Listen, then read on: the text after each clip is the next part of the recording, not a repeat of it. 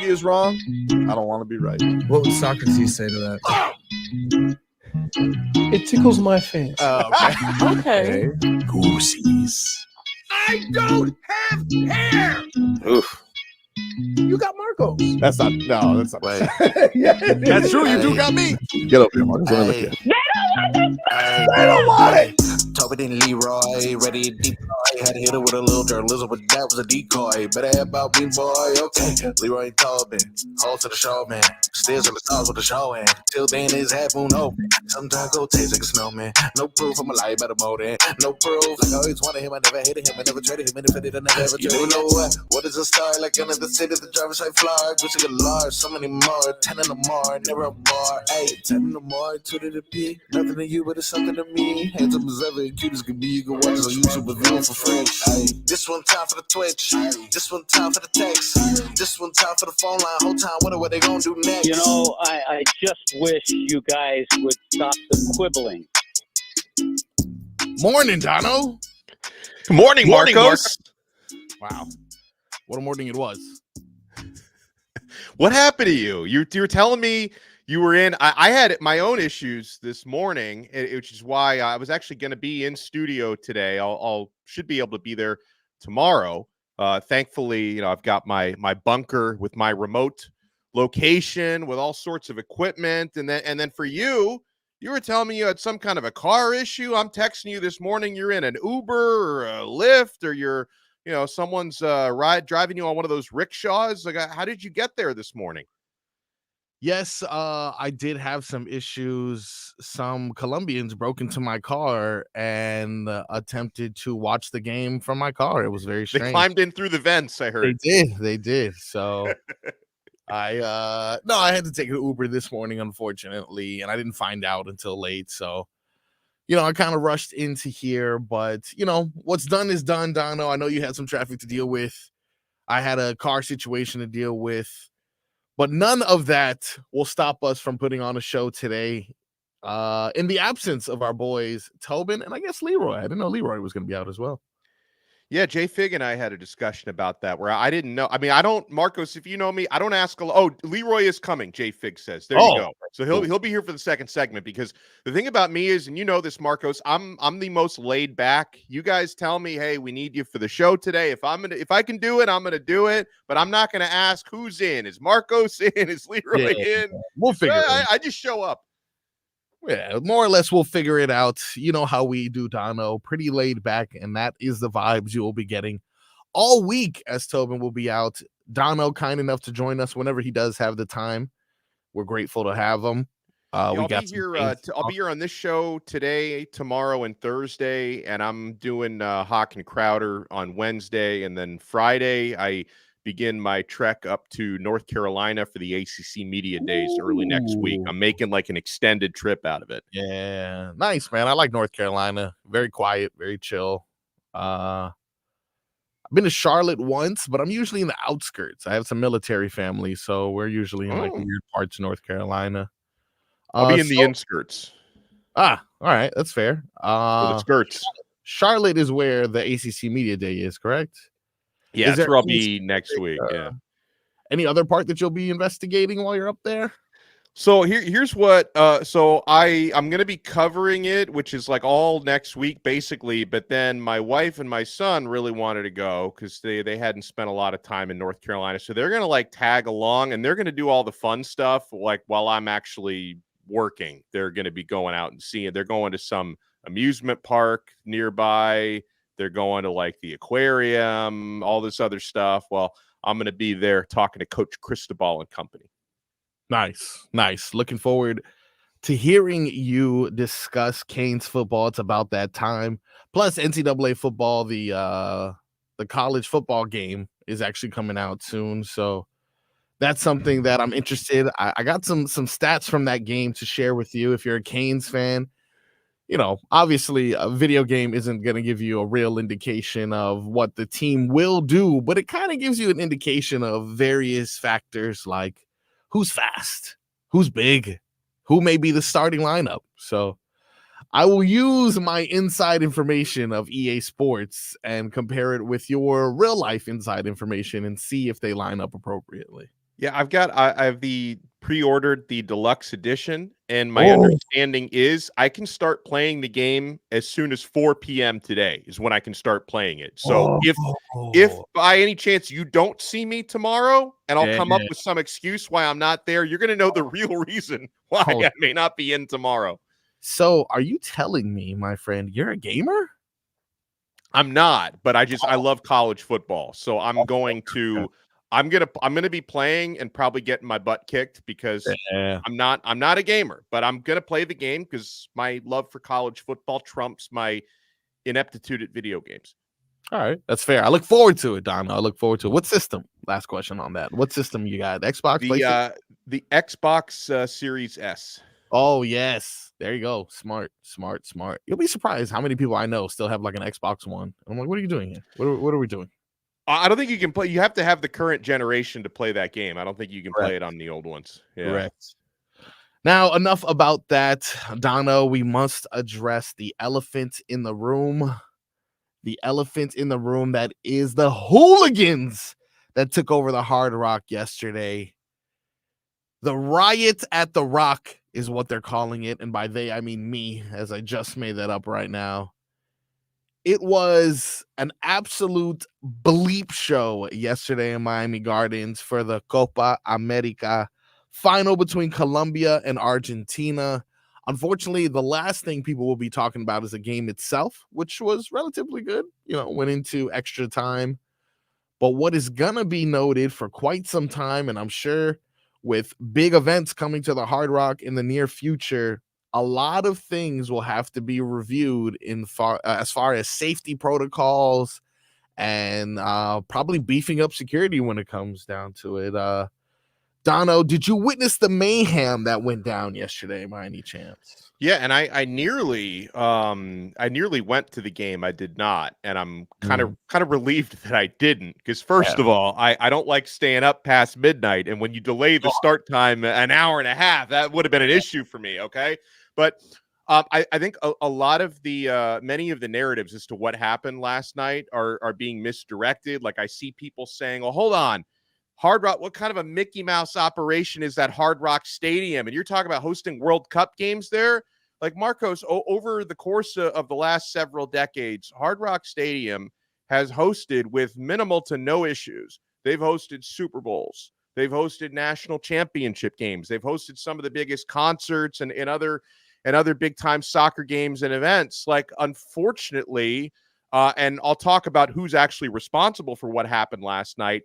They were not prepared for the unusual situation of what was it, the estimate, over 700 people without tickets, basically storming the gates and climbing in through. That's not a normal circumstance. Like, I've never heard of in Super Bowl games, several hundred, if not thousands of people climbing over fences and sneaking in. Like, what happened last night was unusual. And so, okay, you would have to say lessons need to be learned from that. Like, lessons need to be learned, and you make sure the next time you're hosting big time international soccer games, and that's going to be the World Cup in a couple of years, 2 years from now, they're going to be hosting World Cup games in that venue. You have to be prepared for the possibility of something like that happening again. But then I see other people like, oh, look at that Mickey Mouse operation, Hard Rock Stadium. You can't trust them to host big events. It's my understanding, Marcos, that the body that was primarily responsible for security and the security strategy last night wasn't Hard Rock Stadium or Miami. It was actually the governing body of South American football, Coleman Ball, who apparently were not prepared for that. So again, this is a venue that's hosted some of the biggest sporting events in the world: Formula One, big tennis tournaments, not World Cup finals yet, but they've had Super Bowls, national championship. Nothing like this has ever happened before. So at some point, don't you have to put the focus on the hooligans, as you called them, who were doing what they did okay, obviously the venue needs to be prepared for that next time around, but don't blame the venue for it. There were a lot of other failures that happened last night. Hoodlums, thugs, delinquents, vandals, ruffians, troublemakers, dude. That's what it was. I mentioned this beforehand, and no one wanted to hear me. They chastised me when I said this, Tano. And I'm going to stand firm. And you know what? I may double down. I may triple down on this. this was a worst case scenario for a casual of having Argentina and Colombia in the final. The most obnoxious fan bases of all time. Two of them. Colombia, the amount of Colombian jerseys that I see on a daily basis for a soccer club that has accomplished nothing. It's unbearable. And now we see, okay, mind you, the ticket prices were crazy. I'm not gonna lie to you. Ticket prices were crazy. They were out of control. They were in the thousands. I Crazy. think the cheapest tickets that I saw the last couple of weeks, and that was before who was playing in the game because it was a tournament. I remember seeing tickets like a couple of weeks ago in the 900s, but then once you figured out it's Argentina versus Colombia, the ticket prices only went up, I'm sure. Continued to rise. Argentina has a passionate fan base as well, but they were completely dominated. If you saw the amount of yellow that was in Hard Rock Stadium yesterday, I've said it multiple times, bro. Obnoxious fan bases couldn't take no for an answer. Jumped over gates, damaged the stadium. Now poor Tyreek Hill. Poor little baby Tyreek Hill. He's going to cry as he walks by the escalator that's broken now. Poor Stephen Ross is watching the investment that he made year after year crumble because of few obnoxious hooligans. But imagine, obviously, it's going to be a hard thing to stop all these people. But the thing is, I mean, look, just because something's expensive, Taylor Swift's expensive. The Super Bowl's expensive. I'm not going to sit here and jump a gate or trample over I don't understand what the strategy was. So they were like at Ticketmaster.com and like, oh man, I can't afford these tickets. Let me just show up, jump the gates, climb in through the air vents, and everything's going to go. So was that the plan? It's like, I can't afford tickets, so let me just storm the gates is what they decided to do. Now imagine if you paid $2,000 for your ticket. You go to your seat. Someone is in your seat, and then they tell you nothing we can do about it. I know you paid this big money. Nothing we can do about it. It was overpacked. It was overcrowded. It was crazy. It was a horrible sight to see. And this whole soccer thing, Donno, I've had enough of it. There's a reason why this game hasn't picked up any sort of popularity in America in the way that we thought it was. It's because they're hooligans, Donno. You know what we do as Americans? Normal things like get thrown through tables. We do normal things to celebrate our sports. We don't stampede and sneak through the air vents. It was a disgusting sight to see. And all that for a 1-0 game. I mean, grow up. By the way, I will. Well, first of all, the 1-0 thing, like you guys sound so stupid. Like it's like, oh, like it has to be like 10-8 to be entertaining. Like no, listen, 5-4. It was drama. Colombia played so well in the first half, but they couldn't get the goal. Argentina's defense made timely plays. Emiliano Martinez was fantastic in goals. He'd been the entire tournament. And then you get extra time. And then Marcos, I was, all the hysteria of the pregame aside, I was ecstatic about the way the game ended because Lautaro Martinez, who scored the game-winning goal in the extra time, happens to be mine and my son's favorite player. He's the Inter Milan star striker. So we were very happy about the way the game ended. Yeah, okay. If we're just breaking down the game, seems like it was a good game. But I don't care, Donno. Hooligans in the stands, Donno. There is no place for that. Did you see what they did to that 72 Club escalator? It's like, how does that even happen? How do you break an escalator, dude? How do you break an escalator? If I'm Stephen Ross, I'm trying to track down every one of those hooligans and make them pay to replace the escalator. Stephen Ross should not have to pay for that escalator. I mean, grow up, Colombia. You haven't done anything relevant since the Narcos series hit Netflix. You don't do anything, and then all of a sudden you come here, you break our escalator with your annoying, stupid yellow jerseys. Can't even win a game. Not only that, they were fighting.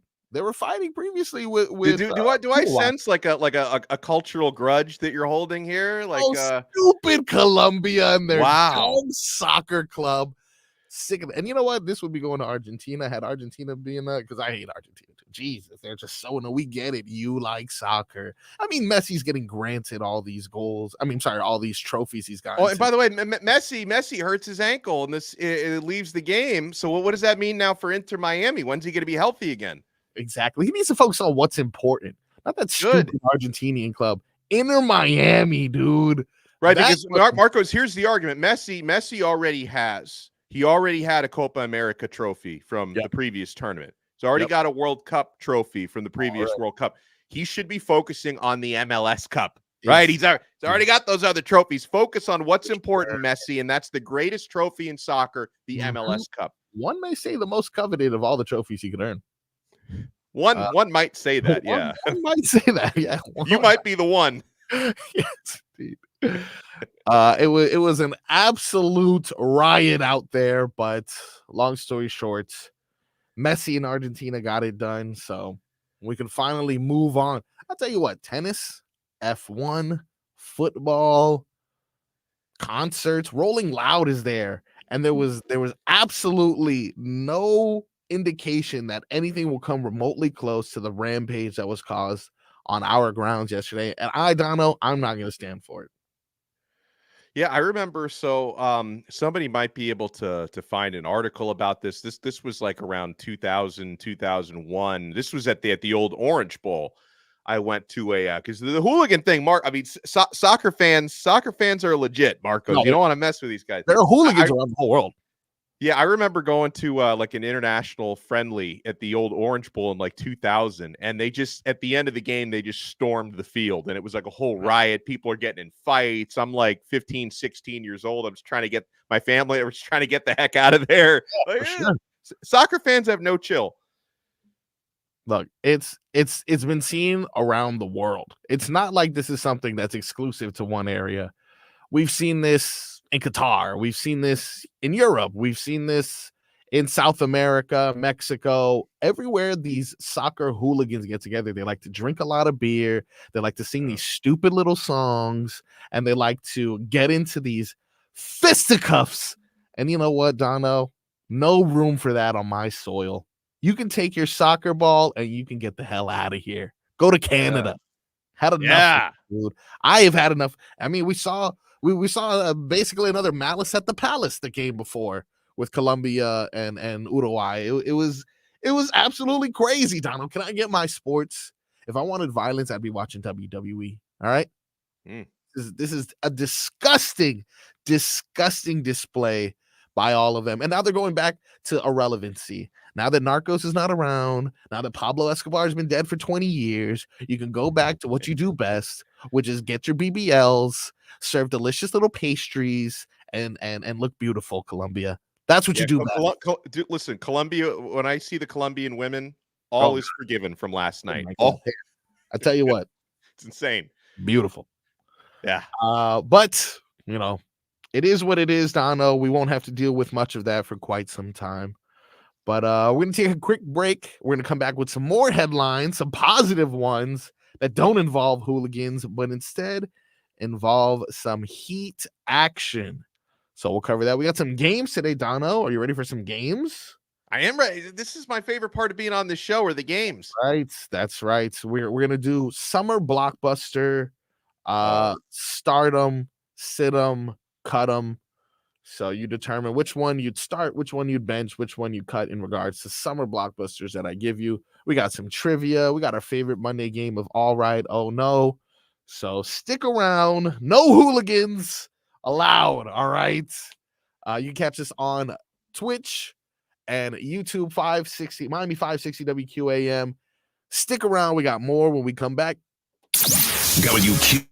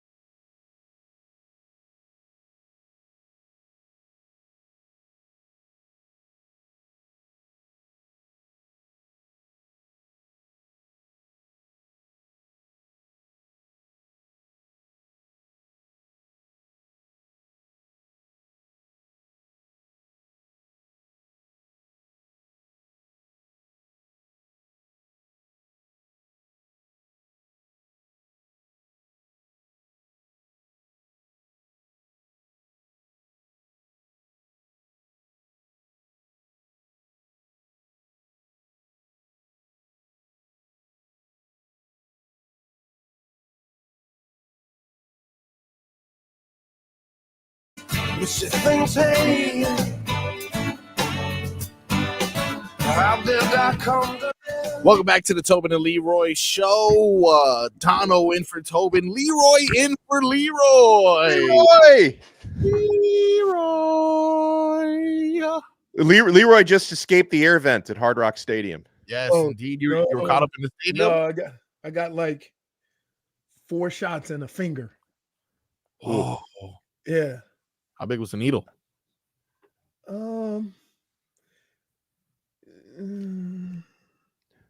That's still a lot. They put it in your palm and then It goes up. Oh God, do they numb the area or you just yeah.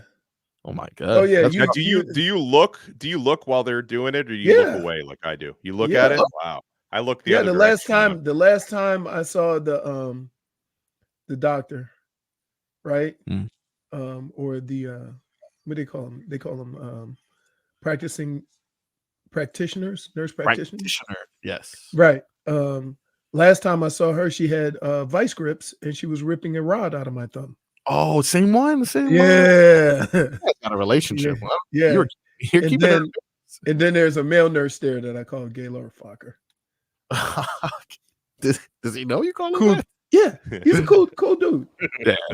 Like everybody's so like it's in Coral Springs. So just think, I had a doctor's appointment at 9:30 in Coral Springs, and I got all the way back to Davie. Wow. So got there pretty tip quick. top. You get there a few minutes early. As soon as you get there, they call you back. Knew exactly what I needed.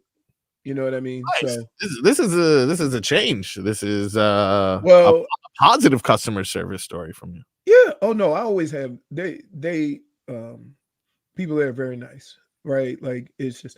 I think it has to do with there's less volume. Right. Gotcha. As soon as you get to an environment where it's jam packed, people are there now. People are waiting. People are getting cranky or whatever. Then it reflects the service you get, which is weird because the people that are paying for your services didn't ask for that. Right? Yeah. You're the one that put yourself in that situation. So why are you then cranky or, snippy to the customers? Makes sense. Right. So no, but always good experience. It was actually in and out. So, but I can't feel my hand. Well, well, that's a problem. Later, is it the right? It's your right hand. Right. Later, we might go on a date. I'm looking forward to that. No, not you. Oh, sweet. All right, no problem. What are you doing? Only the people that got that would say, "Oh, what are you doing, Donno?" No, I got a date with the new college football video game at 4:00. I can start playing. PM it goes live. And now they do everything online. You don't even have to buy the thing, right? Yeah. So this morning I bought it like right there through the Xbox online. It started downloading, and then I found out it's going to be like I can start playing the game at 4:00 is when they unlock it. So I had all this stuff I'm supposed to do after 4:00. I'm canceling all my plans for the rest of the day. So Canceled. I'm glad we have you on, Donno, at the perfect time, because I have a lot of questions about the Hurricanes. And my questions are general questions, not necessarily about how the team is going to be. I think it took a couple of years to kind of get the guys that he really wanted or that wanted to be there, whatever process they had to go through to get that. College is in an interesting place right now is because we don't feel like we have to fight or work for anything, right? That's just the nature of society. So when you get into football, which is the ultimate, you eat what you kill, right? And now you don't have to do that. People are just eating. Right. I wonder how difficult it is to, one, know that the player you're getting is any good. Right? It's great to say you got a transfer from Alabama, but if I look at it as if he was that damn good, he would be playing for Alabama. So what are you getting? And that's why I'm confused. Now, the only positions that I kind of exclude from that are quarterback, and I exclude some of the skill positions because you can actually see that. You've seen, a wide receiver come over that had 100 catches. Well, damn, he had 100 catches. A quarterback that come over and threw for 4,500 yards or 3,000 yards and ran for 1,000 or ran for 600, you've seen that on the field. You know that you can work that into your system. But there's a lot of guys that we get excited about that have transferred that, like we're just getting somebody else's, we're just giving room to the other school to get another scholarship. Right. Yeah. No, well, it's and the first part of what you're saying, this has made things so much more difficult for college coaches all over the country to try to make sure whether you're adding a player through recruiting, because the recruiting process now, social media, everybody gets their 15 minutes of fame, right? There's a lot of divas out there, right? And I know Mario Cristobal, who's got the old school mentality, like he's really, really trying to get guys who fit the certain attitude. Like he wants the type of attitude of competition, alphas. Are you going to bat 1,000 in that? Absolutely not in this day and age. You can't. Right. You don't do it at the pro level.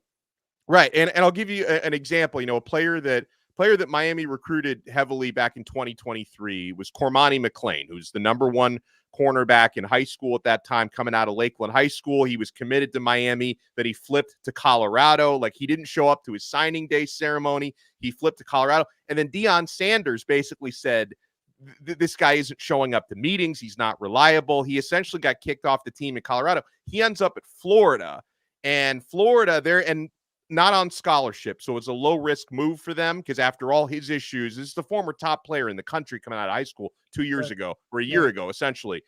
Florida brings him in not on scholarship thinking, oh, he's going to make the most of this second chance, this opportunity. He's still not showing up to meetings and lifts on time, Leroy.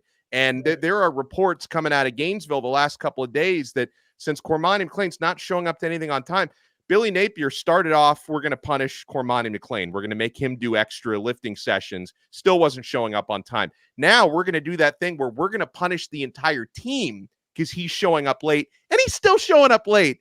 The entire team's having to do extra lifts and workouts. And so, listen, I know I craftily flipped the narrative to make fun of Florida, but I'm talking about a player that was once, committed to Miami. He could have very well been in Miami. Could have very well been in Miami. So, so these are the questions I have because here, understand this. Your mom and your dad and your uncle and your friends are going to always pamper you because you may be something that they've never seen before in your sport. Okay. But as you move up, that group becomes smaller and smaller because you got to you got to start over. You get to NFL, you got to start over. And that's just the natural course of sports. For guys to leave high school and get swooned and like you said, divas, and for these schools to treat them like kings, they're missing the point that, hey, once you get here, it's work time. Yeah. You earn it. And here's a perfect example of, oh, well, I'm this, I'm that. I'm on my own schedule, not at 18, 19 years old. Right? So I'm just wondering, like when we get excited about these transfers and what if we're getting somebody else's diva that comes in, right? Get a little money, get a little NIL, and we're dealing with the same thing, but somewhere else. Like at some point, right, we have to understand that just because you got a kid from another school don't mean he gonna help your school. Mm-hmm. And the exception to that is skill positions and maybe running back, but like corner, you can be fast and you can be able to cover, but can you pick up a defense? Can you learn the defense? Can you do all these other things? Or do you think that they're going to put you out there on an island like high school and say, you just do this guy? Because that's what happened. I give me another purpose. That's what happened to Kader Kohu. Yeah. Kader Kohu was great, playing man-to-man while we were blitzing like crazy, man-to-man, and coming up and making tackles. Now you got to read defenses. Now you got to read offenses. And you got to figure out where you got going to be based on the route, the combination routes and stuff like that. And he struggled. And another thing about that whole narrative that makes it like difficult is you don't really know how these guys are going to fit until you get to really see them, in practice and in games. Because Leroy, something that happened, the way college football fans are. When a good player leaves your school, whatever your school may be, a good player leaves your school to go somewhere else, the narrative almost always coming out of the place that the player left was, oh, yeah, he was a problem, because fans don't want to admit, they don't want to admit that we lost somebody, right, that we lost a good player. So the narrative always becomes, oh, well, this guy, it's just a money move and he's greedy. So oftentimes you don't really know until you get to cover that player in person. Like I'll give you an example where I was pleasantly surprised because, I got to cover Cam Ward throughout spring football. I didn't know what to expect from Cam Ward because, listen, the narratives out there for Ward was, hey, for like a month, he was declared for the NFL draft. And why did he decide to come back to, people were trying to throw out narratives. Oh, is this guy, is he some kind of a diva? Is he doing this for attention? The interactions that I've had with Ward, quite the opposite. He seems like an incredibly hardworking, team first, just wants to win type of guy. So sometimes there are narratives out there that thankfully get proven wrong in a positive way, but you don't always know, because when a player leaves a school, which now happens constantly with this transfer portal, people try to set negative narratives about people. So hopefully there are more Cam Wards out there. Yeah. Can I interest you in the Tate Martell? Oh yeah, that's right. I try to forget about that one. When he came from Ohio State, everybody was like, good riddance. Yeah. In contrast, when Burrow left, they hated it. But they understood why. That's why they let him go. Because he was the starter and he lost his job because he broke his hand. Right. And he broke his hand and lost his job to a Heisman Trophy winner. so they let him go, and they were like, man, he's a great dude. Everybody in Ohio hated it. So it's hard. Like in the NFL, you have free agency and you kind of get a different mindset. It's like, oh, they're paying him this money, this is how he's going to fit. Right. You don't hear the stories of, okay, we signed him, but he's a problem here too. The last person I can think of that kind of did that everywhere he went was Terrell Owens, right? No matter where he went, eventually it ran its course. Yeah. Antonio Brown, he seemed to have Antonio Brown. Yeah. Problems. I mean, Pittsburgh was able to keep things, because that's such a strong organization. They were able to keep things looking functional. As soon as he got out of Pittsburgh, think about this. Chaos. Think about this. The one team that actually had him playing his best football and not doing all the knucklehead stuff was Pittsburgh. Yeah. So do you have even more respect for Pittsburgh, because they did something nobody else could do. When we come back, Leroy and Donno, I'm going to ask you guys for your game balls and game bums from the weekend that was. Leroy, I mentioned this earlier. We got games galore on today's show. We're going to address more of the hooligans at the Hard Rock, Heat in Las Vegas summer basketball this time, as opposed to that fake one they were playing. I'd love to review some of that. We're going to hear from Jaime Jaquez. We got a lot of things, including, if you guys are currently listening, Sarah Silverman is bringing her post-mortem tour to the Fillmore in Miami Beach this coming January. Keep listening to us for details on how you could win tickets. Today, we'll be giving away a pair of tickets every day this week. We also got some Sticks and Foreigner tickets as well. This is a Live Nation show. We got a lot here on the Tobin and Leroy show. When we come back, game balls and game bums.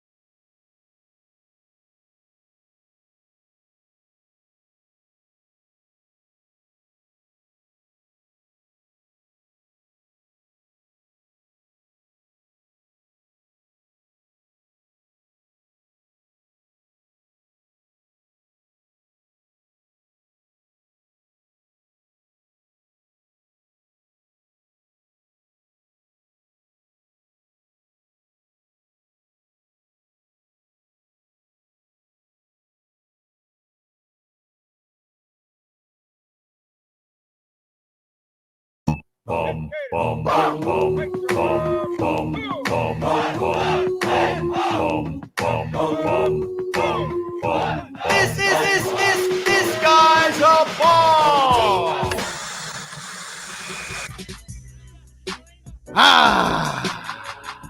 Time now for game balls and game bums. Leroy, why don't you start us off? So, game balls and game bums. I heard you guys talking when I was on the way home. Yeah. And about the hooligans. What happened at that stadium? Yeah. Is a joke, right? Absolute joke. It's embarrassing. Not to the Hard Rock. Nope. Not to South Florida, but to the sport you say you love. Because if there was anybody who ever had any interest to go and watch soccer and they saw what happened there last night, they'd be like, never mind, I'll pass. Right. And it's embarrassing. It's embarrassing that, first of all, that fans will let other fans do that. Now, I'm going to tell you where the problem is. See, people not paying attention. Here's what happens. When you go to a Dolphins game, even to get to the tailgate area, you got to have a ticket.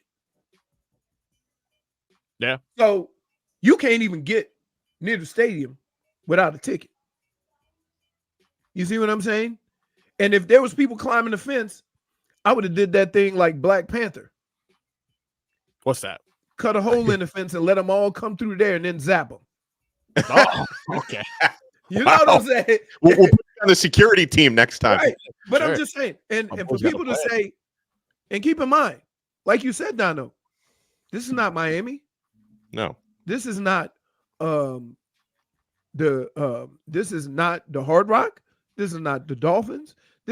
No, they come and run their own event.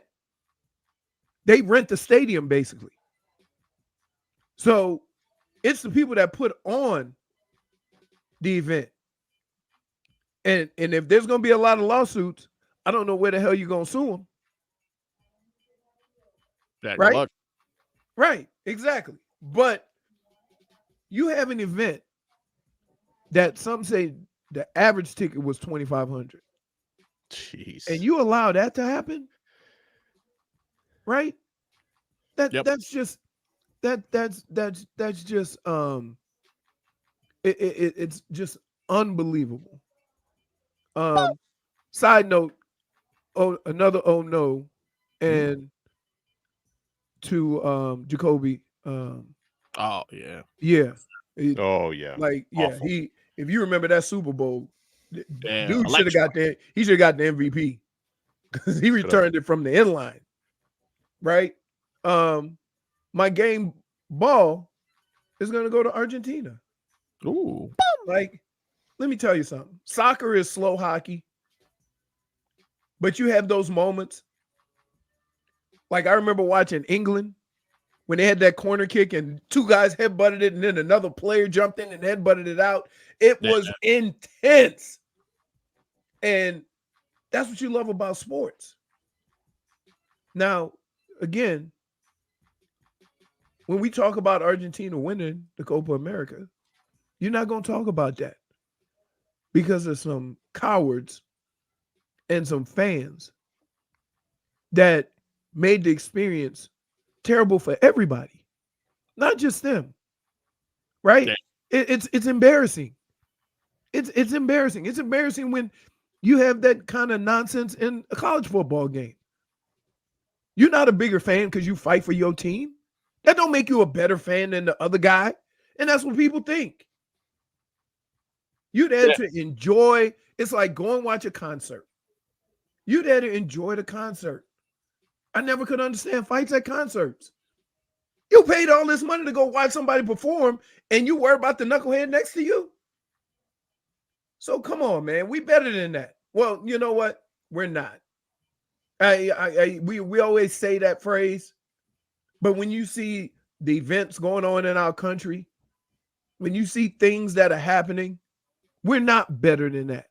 Stop acting like we're better than that. Because stop saying it because nobody's acting like it.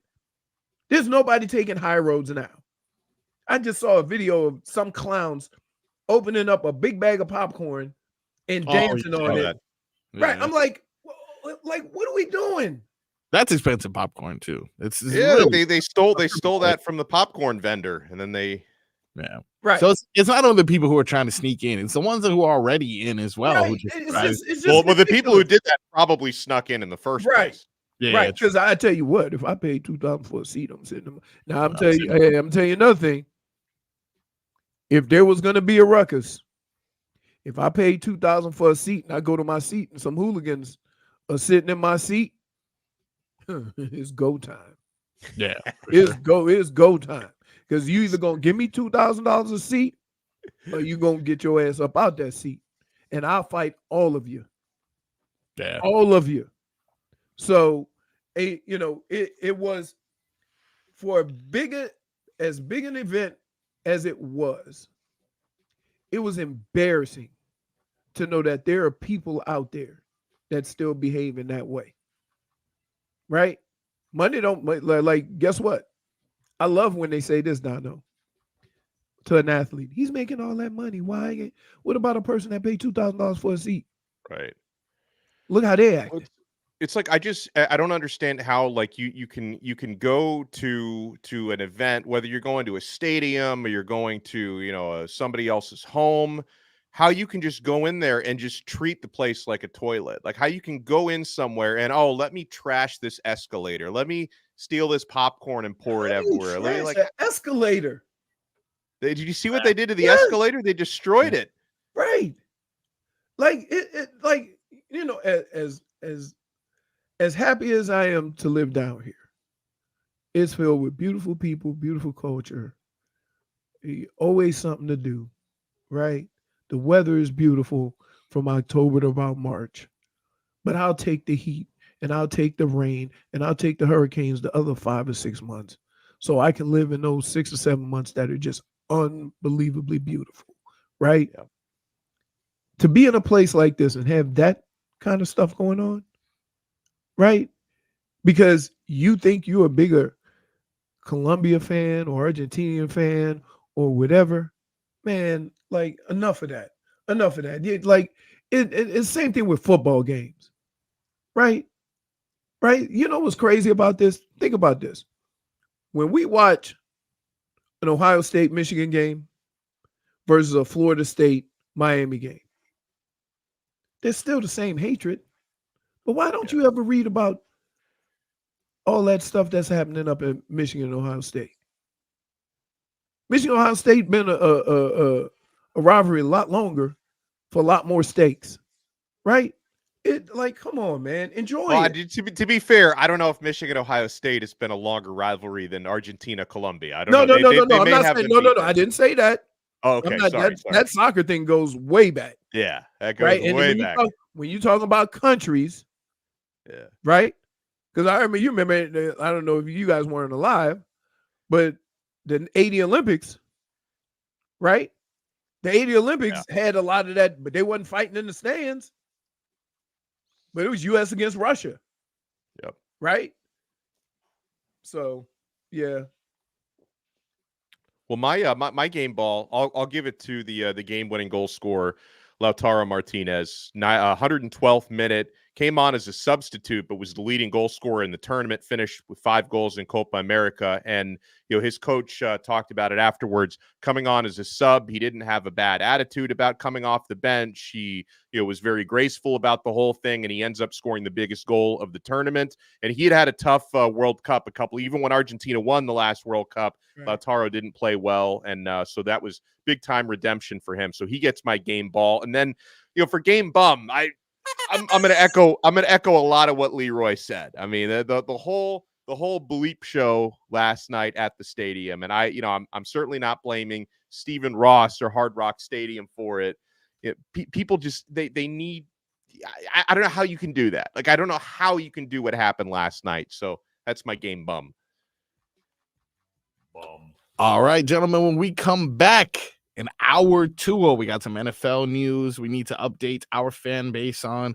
We got some headlines, tickets to give away, Miami Heat talk, and so much more on the other side. Stay tuned to the Tobin and Leroy Show.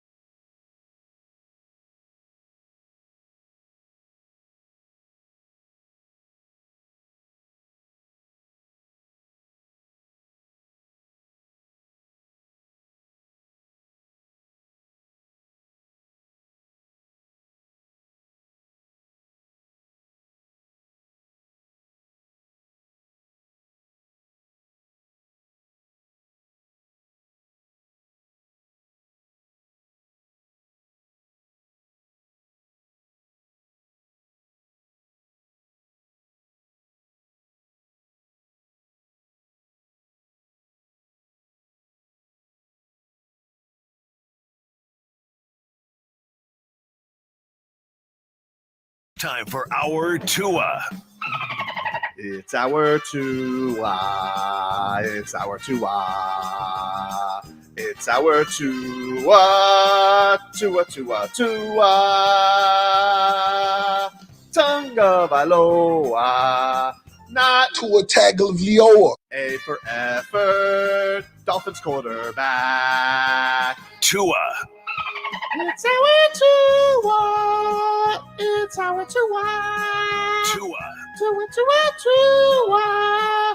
Tua, Tua, Tua. Can go to hell. Tua Tagovailoa. Dolphins quarterback. Daddy loves you guys. Our Tua with Tobin and Leroy. Check the history of Hour 2 of the program, ladies and gentlemen. Tobin, Leroy, Donno, Figgy, Frog Boy. We have a wonderful show ahead of you thus far. We've discussed the hooligans that took over Hard Rock. We've discussed a minimal amount of college football. And one thing we haven't touched yet are a couple headlines, which are brought to you by the new Palmetto Ford Truck Supercenter. Why buy your truck at a car store? Palmetto Ford. We know trucks. Am I opening up a door for Trey? Nah, doors closed. Right, doors we closed. saw those workout videos. All right. Door is closed. A shout out to the Twitch and the YouTubers. If you're interested in seeing our beautiful face, you can follow us. Miami 560 WQAM. Your Miami Heat were in some summer league action. Not sure if you guys had a chance to watch that. Did you guys take any peeks at any summer league basketball? No. No, Yeah. I have bet on Summer League, but I did not. I did not for the League. last game. Yeah, well, listen, man, it's know. hard to during the summer. It's slim pickings, Leroy. I'm not a big baseball guy, so I bet on NBA Summer League, Copa America, the Euros, and I do have a complaint. And you guys know I love soccer. Like I'm the big soccer fan out of the three of us right now. But the way that you bet on soccer games gets very annoying because I bet on Argentina. So you would have thought that I would have won money since Argentina won, but it's only good for regulation. They don't include extra time. Oh, so that's in the considered money a line draw. bet. It's considered a draw for betting purposes. So even though I bet on Argentina wins the Copa America, I still lost money because the bet goes for regulation only. Wow. So I know. Even, Very every other frustrating. sport, it goes the end of the game. Yes, but in soccer, like extra time is not considered like a normal. Like you could do prop bets that include extra time, so there is a way to bet on it, but that's not a regular bet. And so, Fon sent me a text. Fon sent me a text. Hold on, and I told him he jinxed it. Let me see. Uh-oh. Yeah, let me show you. Let me see. Where is it? He sent me a text. A mush? He's a soccer mush. I mean, wait. Let me see. I did win on here we Spain go. yesterday. Spain won in regulation. Thank you. Here we go. Here we go. He had a parlay that he would have won $200. Both teams to score and game result 90 minutes stoppage time tie. Oh, wow. Right? He sent me that with 5 minutes left. And then they scored. Safe to say he's a mush. It was 1-1. Then they scored. He's the mush. Then he said, I got backup. Oh, right? Donno bet. Argentina. Game results. Right? But here's the deal. It's wait. Oh, wait. Oh, no. It says 60 minutes plus stoppage time. So they put it in parentheses. So he didn't win that one either. Yeah. Rough, man. Well, Rough. Stoppage time and extra time are different. Stoppage time is just like what they add on the end for the stoppage time is like flopping around on the field. Exactly. Stoppage time is just like the extra 4 or 5 minutes they put on. Extra time is when they go to overtime. Right. And they do two halves. They don't do sudden death. They don't. You could score and then you could still end up losing if you score in overtime because the other team can still score. Right. Exactly. All right, enough of that delinquent sport. Let's focus on the sport with class, basketball. During Summer League this Saturday, your Miami Heat took on the Boston Celtics, our heated rival. Luckily for us, Jaime Jaquez Jr. was taking a break from his Team USA duties to join in what is actually considered his first summer league. Yeah. So this was a good experience for him. Yeah, he put up 29 points in his debut. I mean, definitely took much more shots than everyone else. 18 shots. You know why? Because he played 75 games for a professional team. Right. Yeah, rightfully so. He was head and shoulders above That's everyone. like if I would have went from playing my rookie year, running for 1,200 yards and 10 touchdowns, and then going back and playing the spring game. Right? Yeah. Like, he's supposed to have, like, I get it. I understand. Like, I've softened on me saying he shouldn't have played, but he should have been, like, yeah. What he was going against all year. And to your point, like I was more impressed when Khalil Ware was putting up big numbers in Summer League. He hasn't played even at that level before. Right. He hasn't played where everybody has pro potential. You know, when you're in college, you might play, 10, 50, half of your games against other pro quality players in basketball. Football's a little bit different, right? If I got 3 offensive linemen that's going in the first and second round, like, you ain't got 3 defensive linemen to match that. So, like, yeah. So Khalil Ware, by the way, solid game from him. 17 points, 3 rebounds, 3 assists, and 3 block shots. 3 rebounds. Yeah, definitely should have had much more rebounds. But when Jaime Jaquez is pulling down 11, what am I supposed to do? Right. I don't know, but a lot of times I would say this. A lot of times, like, you want to see your big man in the paint, right? But he's kind of a tweener, right? So I think he'll start off like Bam did. You know what I mean? Because he has a lot. He start off with the same defensive prowess. Right. He has a lot of the same skill set that Bam had. He's mobile. He protects the rim. He had 3 blocks. Yep. Right. But it's I just like, I'm glad we got him so Bam can expand his game.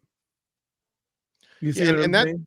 These are the sorts of factors that I'm going to be looking at this upcoming Heat season. I know Heat fans are obviously frustrated at the lack of, like, big moves, as am I, right? But this coming regular season, I want to see what Khalil Ware does in a Heat uniform. I want to see the Jaime Jaquez development from year 1 to year 2. I want to see the Luka Jovic development. I'm going to be watching these young guys. I want to see the continued Bam development. So I'm going to have to reach for, like, different sorts of storylines where I'm not thinking, hey, this is a championship team. Probably not. Are they even a playoff team? Maybe a play-in team? But I'm going to be looking at these young guys. I'm going to be fair for a second, because the fact of the matter is, you don't know what kind of team this is. No. You don't know if it's a championship team. You don't know if it's what kind of team it is, because they've never been healthy. Yeah. And so while you may feel you have the talent, at some point you got to make moves because not everybody's available. And that's where we are now. We've been being told for 2 or 3 years if we're healthy, but guess what? If you were healthy and won 4 more games, you'd be the 2nd seed. Mm-hmm. So how do you view that? Right? Now, we know for a fact that they're not close to Boston. Right? They're not there. But as currently constructed, if I say we're healthy, right? If I say we're healthy, 4 or 5 more games, you got the 2nd seed, then where does that get you? Because you've beaten Boston with almost those same list of characters, except without big fella.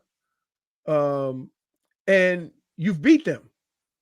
So it's hard to like totally dismiss it. Although I would say, like, people want change because you haven't seen everybody healthy. Yeah.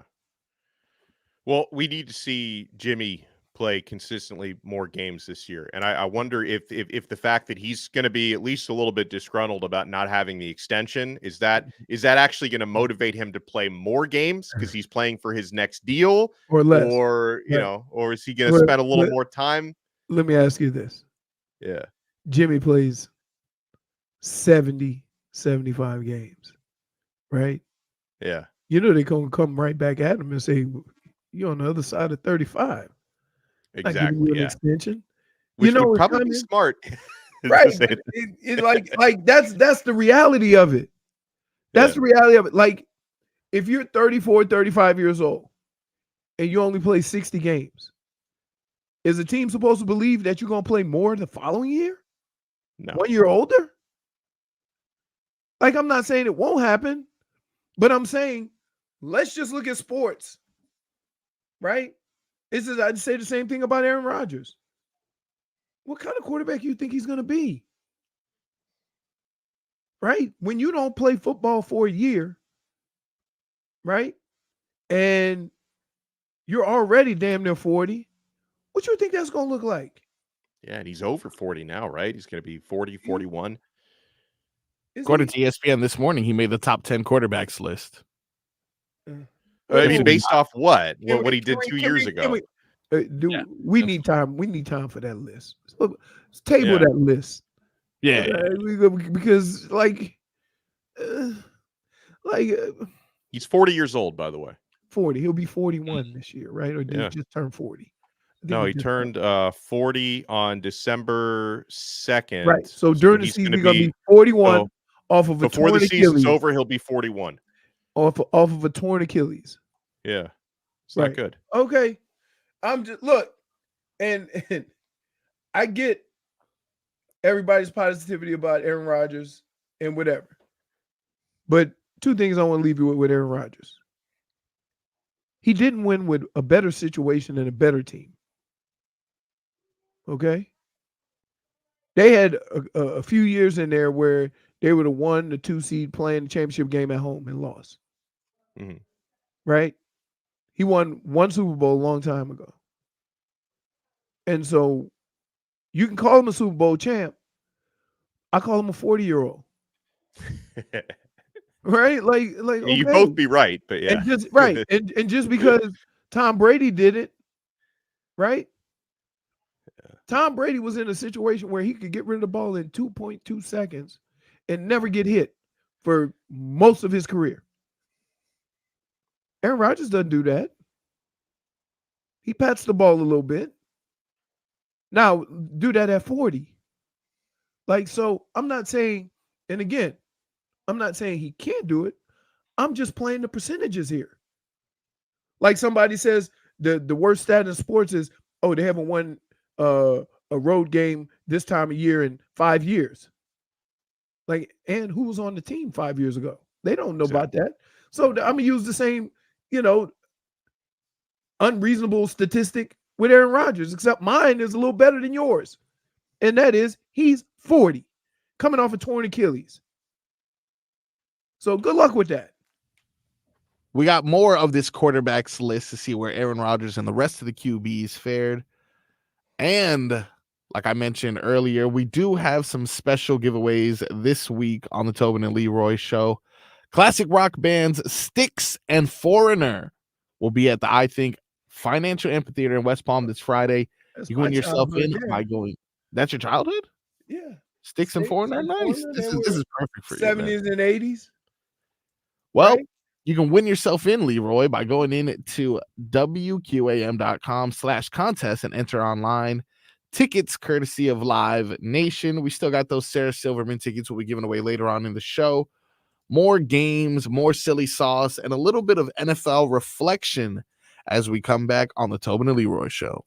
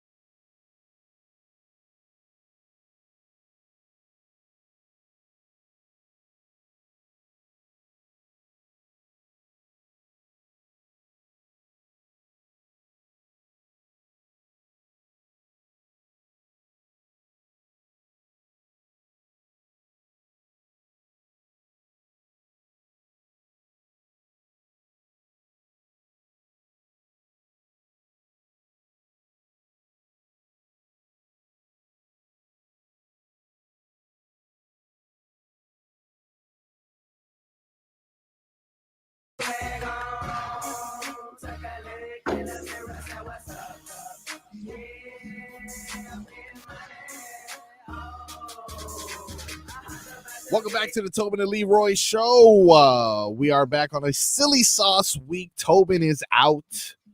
Donno filling in. Leroy in. Figgy in the background, of course, enjoying life. Probably avoiding hooligans by any possible chance. Oh, somebody in one of our chats, I don't know if it was the text or the Twitch chat, was like claiming that as of this morning, there were still people stuck in the air vents. If true, they probably deserve it, right? I mean, yeah, that's fair. There's no way, though. There's no way. Even if you were to, like, what is this? Like Mission Impossible? At a certain point, those air vents are going to break or you're going to get out. Hey, let's be clear. Yeah. Okay. Why do we watch soccer? It's the beautiful game. I enjoy the soccer. beautiful game is slow as hell. But when they go to the stands and you see some of the beautiful women. Oh, yeah. Right? Come on. Don't matter what country, right? Right. And it was ruined. It was ruined. Yeah. But I would say this though. It was a lot. I mean, I thought there'd be more Argentinian fans. There was not. Yeah, they were dominated. There was definitely a bunch of Colombian fans out there. They travel well, the Colombian fans. Yeah, for sure, especially South Florida. You know, they're already here, so a lot of them. And they knew Shakira was doing halftime. She's Colombian. Yep. Hey, hips still don't lie. Hey, by the way, I was mad. I was like, I was sitting. I was just.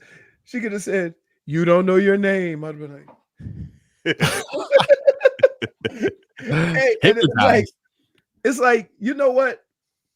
For a person that doesn't listen to a lot of Latin music sung in Latin, right? I usually get them when they cross over. Oh, okay. There's Hips Don't Lie. There's some other stuff right there. Yeah. But I got to tell you, the stuff that she wasn't even singing in English, I was like, oh, right. I don't know what you say, but I could go with it. Right? Yeah. Very entertaining. No translation required when Shakira's here's on what stage. I always wonder. Yep. What can they see in the stadium versus what we can see on TV? See what I'm saying? Best seat of the house. CGI, right? It's usually better on TV. Like the times I've been They to put like all the extra stuff. Yeah. You know? Yeah, because I remember like I've been to a couple of I've never seen a Super Bowl in person, but I've been to a couple of national championship games. And like I always feel like, the halftime show in person, it's not really anything. Then you watch it back on TV. Oh, that's way better. Right. You know? Yeah, absolutely.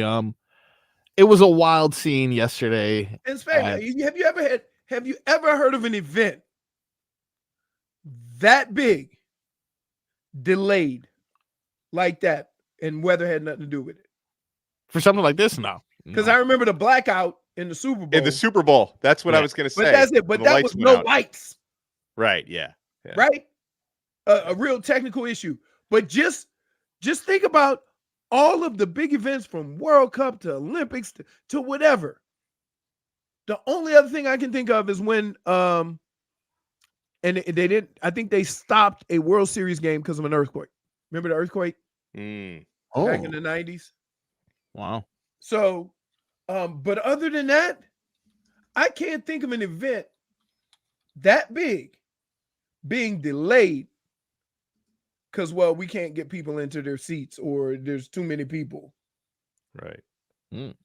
That was the. I will say it's very annoying when you go into a sporting event and you're looking at your tickets and somebody's sitting in your seats. Like there was a lot of that going on last night. How annoying! Like I've got my ticket in front of me. You're sitting in my seat. Then you have to like awkwardly tell the person, and they act like they're all confused. Like really? What? No, I don't. No, I don't. What do you do? Hey, this is my seat right here. Beat it. Yeah. Yep. Beat it. I'm not. No, Oh. I'm not. They know what they listen. I don't have to be nice in that situation. They know what they're doing. They know that ain't their damn seat. They always know. Yeah. They always know. Now, there's been some exceptions to the rule where, like, you'll have two seats here, right? And somebody will have three and then miss two and then have three. and they'll say, "Oh, we're all together." I say, "Okay, slide over, and we'll take." You know, so there's situations where you kind of work it out on your row, right? But no, come on. Yeah, you got to be nice to those people. They know what the hell they doing, and then they always play dumb. Nice. They always play dumb. Yeah, they always play well, dumb. Dumb it up there. Yeah. It don't matter what language. It don't matter. All I know is if Leroy is in C3, and I walk around and look at C3, and there's a butt in C3, that butt got to move. Whatever language you speak, we'll work it out. We can work it out your way, or you can work it out, but you know damn well you ain't supposed to be sitting in that seat. We almost got in a family brouhaha at Bethune. Oh, we got tickets. We bought tickets. Me, my wife, and my daughter. We go down, and some kids say, "This the rowdy section." And he was like, "I said, I don't give a damn what section it is. These 3 seats right here. These are 3 butts. Anybody got a problem with it?" And they cleared out. Hey, and guess what? They cleared out. I say, that's what I thought. I'm like, no, like you come over here with that nonsense. You know that ain't your seat. Stop it. I hate when people know they doing something wrong and then they play dumb. So the excuse was that you're like, oh, I don't care if these are your seats. This is the rowdy section. The rowdy section. Like like sometimes when you get tickets to games, right? You just buy the tickets. You don't realize what the sectioning is. Sure. Like I've had, some people out of town will buy tickets and they're in the student section and they didn't realize they don't tell you that, right? When you buy the tickets, they don't say student section or this is right near the student section or this is right next to the band. They don't tell you where everybody's sitting in the stadium. And they probably should be clear about that because otherwise it'll mess with your viewing. It ain't messing with mine. I say, anybody else got a problem? Well, yesterday there were plenty of people in the wrong seat at Hard Rock Stadium. Well, that's what happens when you have 65,000 seats and 75,000 bodies. There you go. Yeah, that's a problem. That stadium, of course, is home to the Miami Dolphins. Now, before we went to commercial break, we were talking about various lists that have released. The first one was the top 10 quarterbacks according to ESPN. They surveyed a couple of execs and coaches. But there's another list I want to bring to your attention too. This one is courtesy of Pro Football Talk. They had an opportunity to rank the this is Pro Football Network, the top 100 players in the NFL for 2024. 5 Miami Dolphins made the Pro Football Network's top 100 players. I think I can guess the 5. Go ahead. Give me the 5. Go ahead, Leroy. Jalen Ramsey. Correct. I'm going to go with Tua, Jalen Waddle, Javon Holland, and Tyreek Hill. There you go. All 5. Wow. Right off the top of my head. Wow. I wasn't sure if Tua would be in the top 100, but the way they treat him.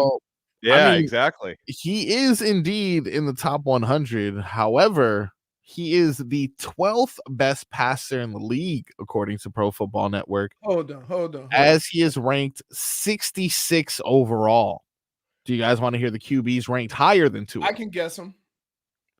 There's a couple obvious. Right, you go Patrick Mahomes. Correct. I'm gonna go Joe Burrow. Yep. I'm gonna go who we got? Oh, they put CJ Stroud above Josh Allen. Yes, Josh Allen, CJ Stroud, both ranked above him. Yep. Lamar Jackson. Dak Prescott. Yep. And I'm gonna say this, but I don't believe it. Okay. Justin Herbert and Trevor Lawrence. What about Aaron Rodgers? Trevor Lawrence and Aaron Rodgers on this specific list, not ranked above Tua. Okay, but they put Herbert. Hold on. Herbert is Brock Purdy. Brock Purdy, indeed. Yep. Jared Goff. Or Matthew Stafford. Matthew Stafford then. Matthew Stafford, indeed. There's 2 more that are above Tua. Hold on. I'm working my way through the Oh, did they put Kirk Cousins? They did not. Okay. These last 2 here are pretty questionable in my brain.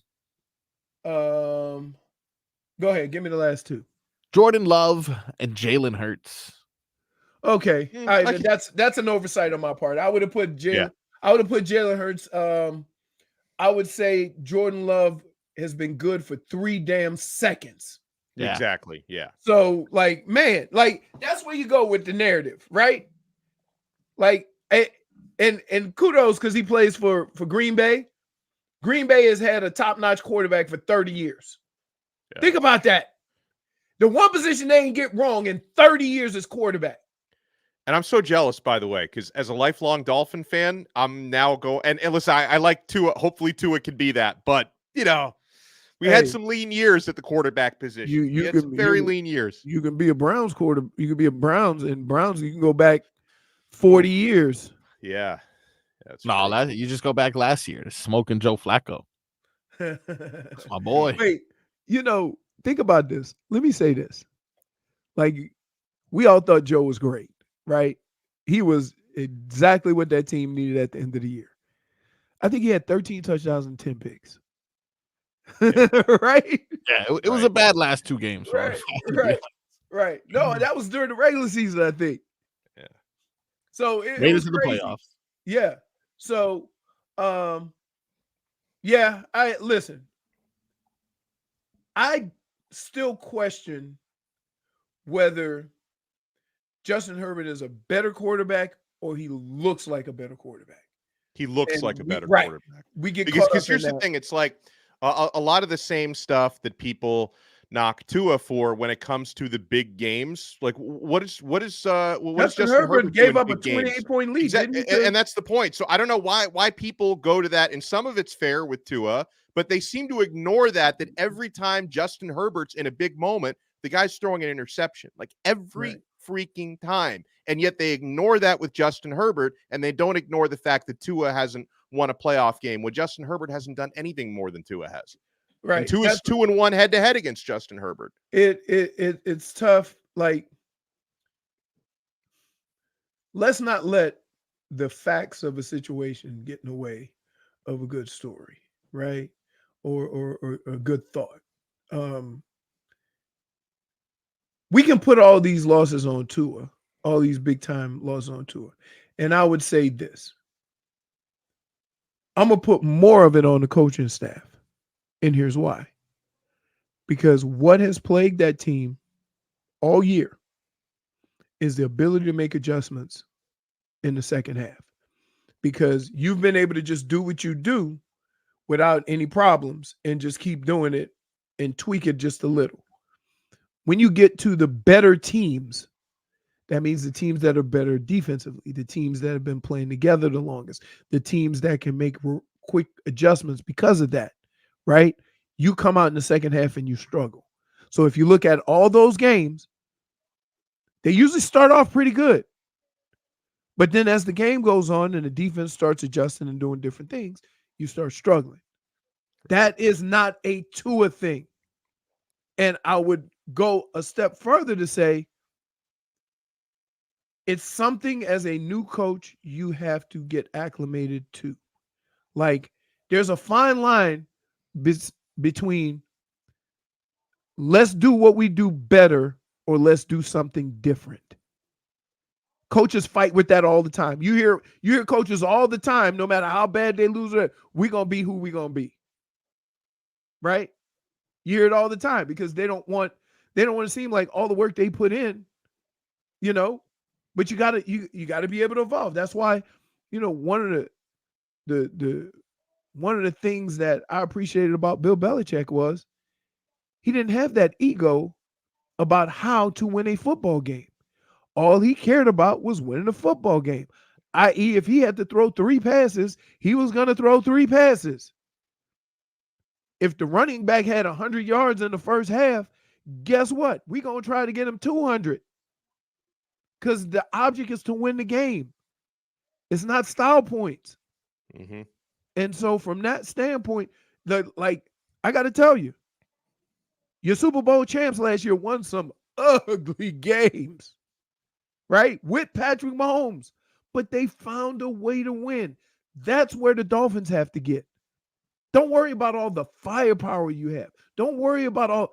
It is those knee knocker 17-10, 23-20 games that you got to find a way to be consistent enough, to make adjustments enough to kind of pull those games out. Those are the games that they're losing. So when Mike McDaniel and the offensive staff gets to a point where they just look at the game to win that game and don't worry about what it looks like. And you can say after the game, hey, wasn't our best work, but we got the W, right? Exactly. Then you'll know that they have evolved. Then you'll know that the team is actually getting better. But if you're trying to score 40 every week, those playoff teams ain't going to let you do that. And guess who they struggle against? The playoff teams. Because they usually have a great defense and they usually run the football. Two things you had problems with.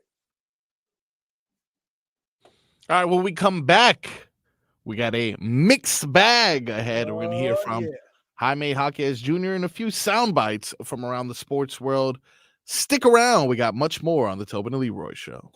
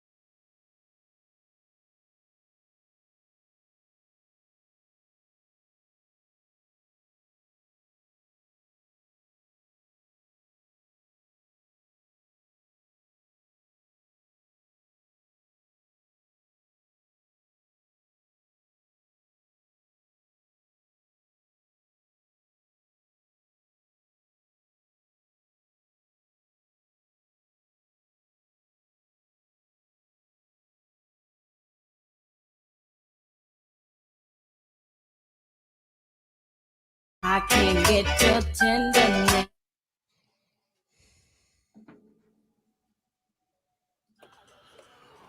Welcome back to the Tobin and Leroy Show, live on 560 WQAM, Twitch, YouTube, the Odyssey app, AM radio, whatever way you can do it. We are available there. Time now to mix it on up.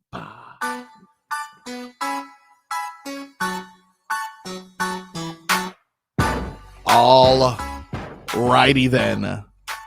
Let's go ahead and get right to it. We got ourselves a mixed bag. And of course, we know this mixed bag is brought to you by Broward Health. Well into your future. Donno, how tall are you? 6 foot. Love it. Leroy, how tall are you? 6 foot. Maybe All right. more. Well, both of you guys are liars.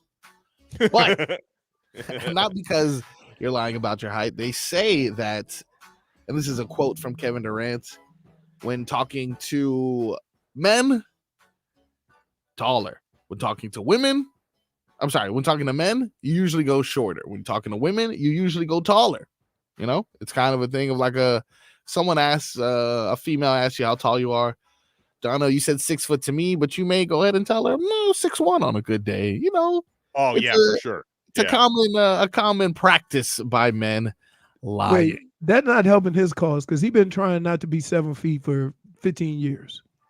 Kevin Durant, always something with his height. The only man that I know. He's 7 foot. He wanted to be 6'11" because he think that make him a power forward. Yeah, he's also like he's not the best source on something like this because he's noted for his insecurity. Like this was the guy who had the original burner accounts before anyone even realized you could do this.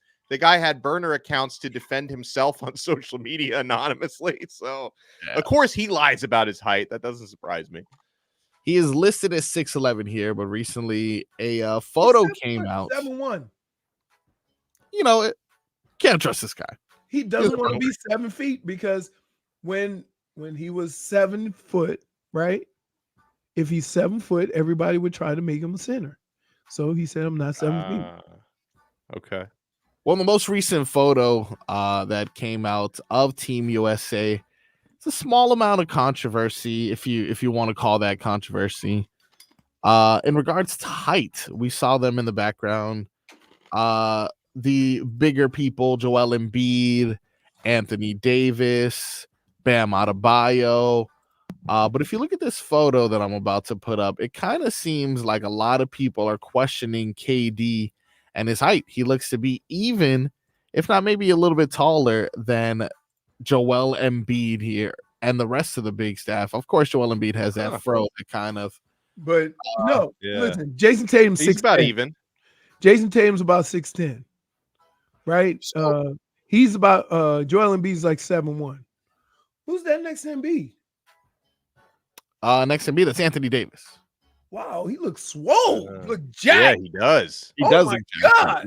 Yeah, that's okay though because it may get a little. This way, Anthony Davis is the same height as KD. Well, this is. I think I see like the KD, the eye level looks slightly higher than Anthony. Could even be higher. Right. Yeah. This is Kevin Durant clarifying his height once and for all. There's some huge controversy about you being a lot taller than 6'10" with this Team USA photo shoot that happened. Have you seen this? No, I don't know why that. I guess those guys might be shorter than what their numbers say. I'm 6'9" though. So it looks like Bam Adebayo 6'9". 8. Yeah. Instead of 6'10", and AD is probably 6'9", you know, so they probably adding a little more in their height while I'm keeping mine at the same, you know. I'm not lying on the height. You look just as tall as Embiid, and he's listed at 7 feet. So you're saying those guys are all lying. Really? Yeah. Yeah, Embiid's not 7 feet. What? Wow. Whoa. Hey, KD, stop lying, dude. We know.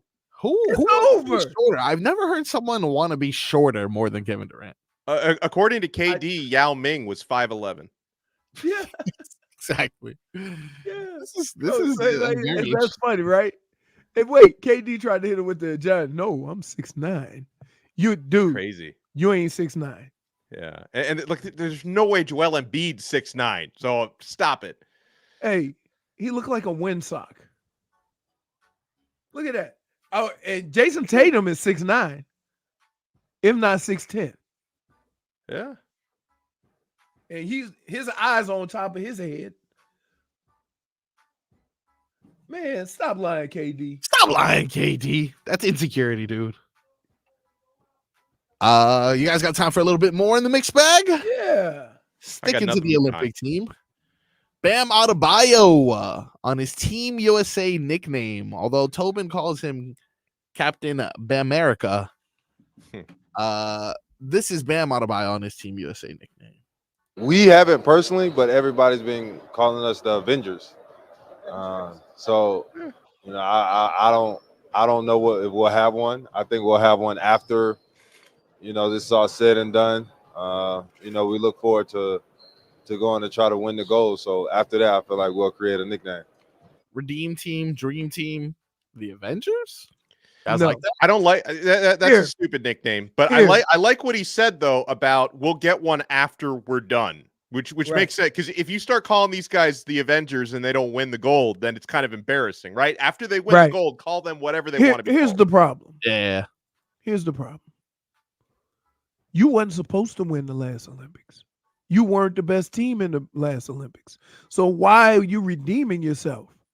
You wasn't good. I don't even remember who won the last one. Was it Spain? No. It was I don't remember. So was it Serbia? Not Serbia. Was it France?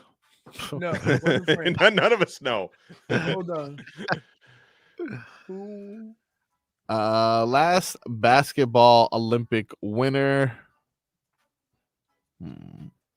It was me. It was the Lava. The Lava were the last winners. This is great. I didn't realize. Hold on, I got it right here. Tokyo was the gold medal in the last Olympics. Was USA? Tokyo? Wait, they say who won the men's in 2020. It says the US. Yeah. Okay, so then what are we all worked up about then? There was a different. Was it the World Cup, the Euros or whatever? I don't know. Yeah, not the Euros, but like the FIBA tournament or something like that. Because I remember nobody cares about that. Yeah, I remember us having like a very questionable team out there, and so someone's saying it was Slovenia won the FIBA World Cup. Yeah, there it is. About the FIBA World Cup. FIBA World Cup. That's what they're redeeming themselves from. Okay. See how we try to make up like different, like you trying to redeem yourself from a tournament that you won the last time was played. How crazy is that? Yeah. Wow, we came in fourth though. That's not good. Yeah, but who was on the roster though? I don't think any of the best players didn't show up for FIBA. No, unfortunately. Because here's the thing I've noticed about these international basketball competitions. Every other country takes it way more seriously than we take it. Like outside of the Olympics, for a lot of these, like the FIBAs, all this other stuff, it's like every other country is like, oh my God, we got all of our best players together. And Team USA is like, whatever, wake me up for the next Olympics. Right. Yeah, well, I mean, fourth place though. Jeez, come on. Yeah, that is kind of embarrassing. That's pretty bad. Not as embarrassing as our soccer team though, who hosted Copa America, couldn't get out of the group. That was embarrassing. That was embarrassing, but as we learned earlier on in the show, soccer's for hooligans. I guess I'm a hooligan. One more for you guys before we hit the break. Leroy, I won't have this problem with you in regards to wedding invitations because according to Big Spoon, you'll be hosting my wedding. So, dude. Yeah, great. My wife had a couple of drinks. Mm-hmm. And she started wedding planning for Marcos. Yes, indeed. At the Horde residence, which I thought was very nice of her. Very, very kind. Walked into Leroy's house, like, wait till you get a load of this. But I'm like, hey, I say, set your ass down. What are you doing? That dude over here eating ribs, hot dog. He over there, he said, you know what? We can do it back. Got married. We had 100 people, had a little tent. Everything set up right there. Yeah, it was great. Can't wait. But apparently Christian McCaffrey had a wedding and did not invite his former teammate Cam Newton, who got wind of the reception and was less than pleased, to say the least. Damn, C Mac, I couldn't get an invite. Well, I know what. Is it because of the Brock Purdy beef? Was Brock there? But you was the first QB though. Man, you know, there's probably so many people. Fuck that! You lucky I wasn't there, C Mac, because I would have crashed that. I would have crashed it, man. Oh my God. It looked like they had so much fun, man. You ever had that situation? Was anyone mad at you, Leroy, that you didn't do a wedding? So here's the deal. A lot of times people have weddings, and when they get married, they invite their friends at that moment. They ain't going to the Wayback Machine. You see what I'm saying? Yeah, for sure. Now, one exception, my boy got married in Hawaii. So I went all the way out there for his wedding. Yeah. You know what I'm saying? But for people to be upset that they did or didn't get invited to a wedding, like it don't stop me from sending a gift or whatever. Honestly, right? when I don't get invited, I'm relieved when people don't invite me to their weddings. That's more I can spend on your gift. No, not I mean, I don't want to even have to think about it. Nah, but like, yeah. So I don't necessarily. I don't think it's a big deal, but you got to understand that was a long time ago. And Cam saying that, like, we know they played together, but when was the last time you had a conversation with him? When was the last time you hung out with him? Why would you expect to have a invite to his wedding when y'all may have not talked, or y'all don't talk like that, or y'all don't stay in touch like that? You know what I'm saying? So, like, yeah. I'm not gonna lie. I hate the no invite guy. I hate the guy who sees you enjoying your life, having fun, and is like, no invite. It's like, what? Awkward. Just be happy for me that I had a good time. Why are you worried about you? Why are you trying to put that? No invite? Yeah, no invite, dude. Yeah. With that being said, you're both invited. Invited to where? To your house, to Leroy. We got some more on the other side. The Florida Panthers, we haven't heard from them in a while.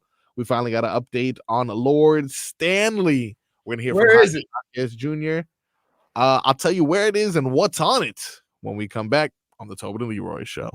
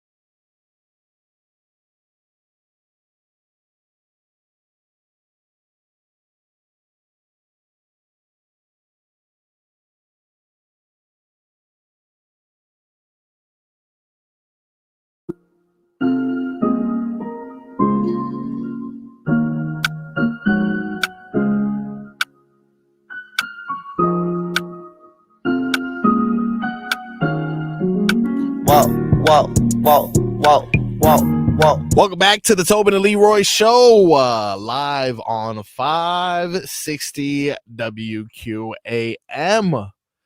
Let's go ahead and get to some headlines. These headlines are brought to you by the new Palmetto Ford Truck Supercenter. Why buy your truck at a car store? Palmetto Ford. He's not here, so Donno, can you say we? Oh, yeah. Truck? We know trucks. There you go. I realized Leroy wasn't there. Yeah, sometimes I'm on a different tab too, and I realize I'm talking to myself when I come back. But it's okay. Wouldn't be the first, wouldn't be the last. I was mentioning this right before we went to break. Finally happened. Stanley Cup has been properly engraved. We have properly written our names on the cup.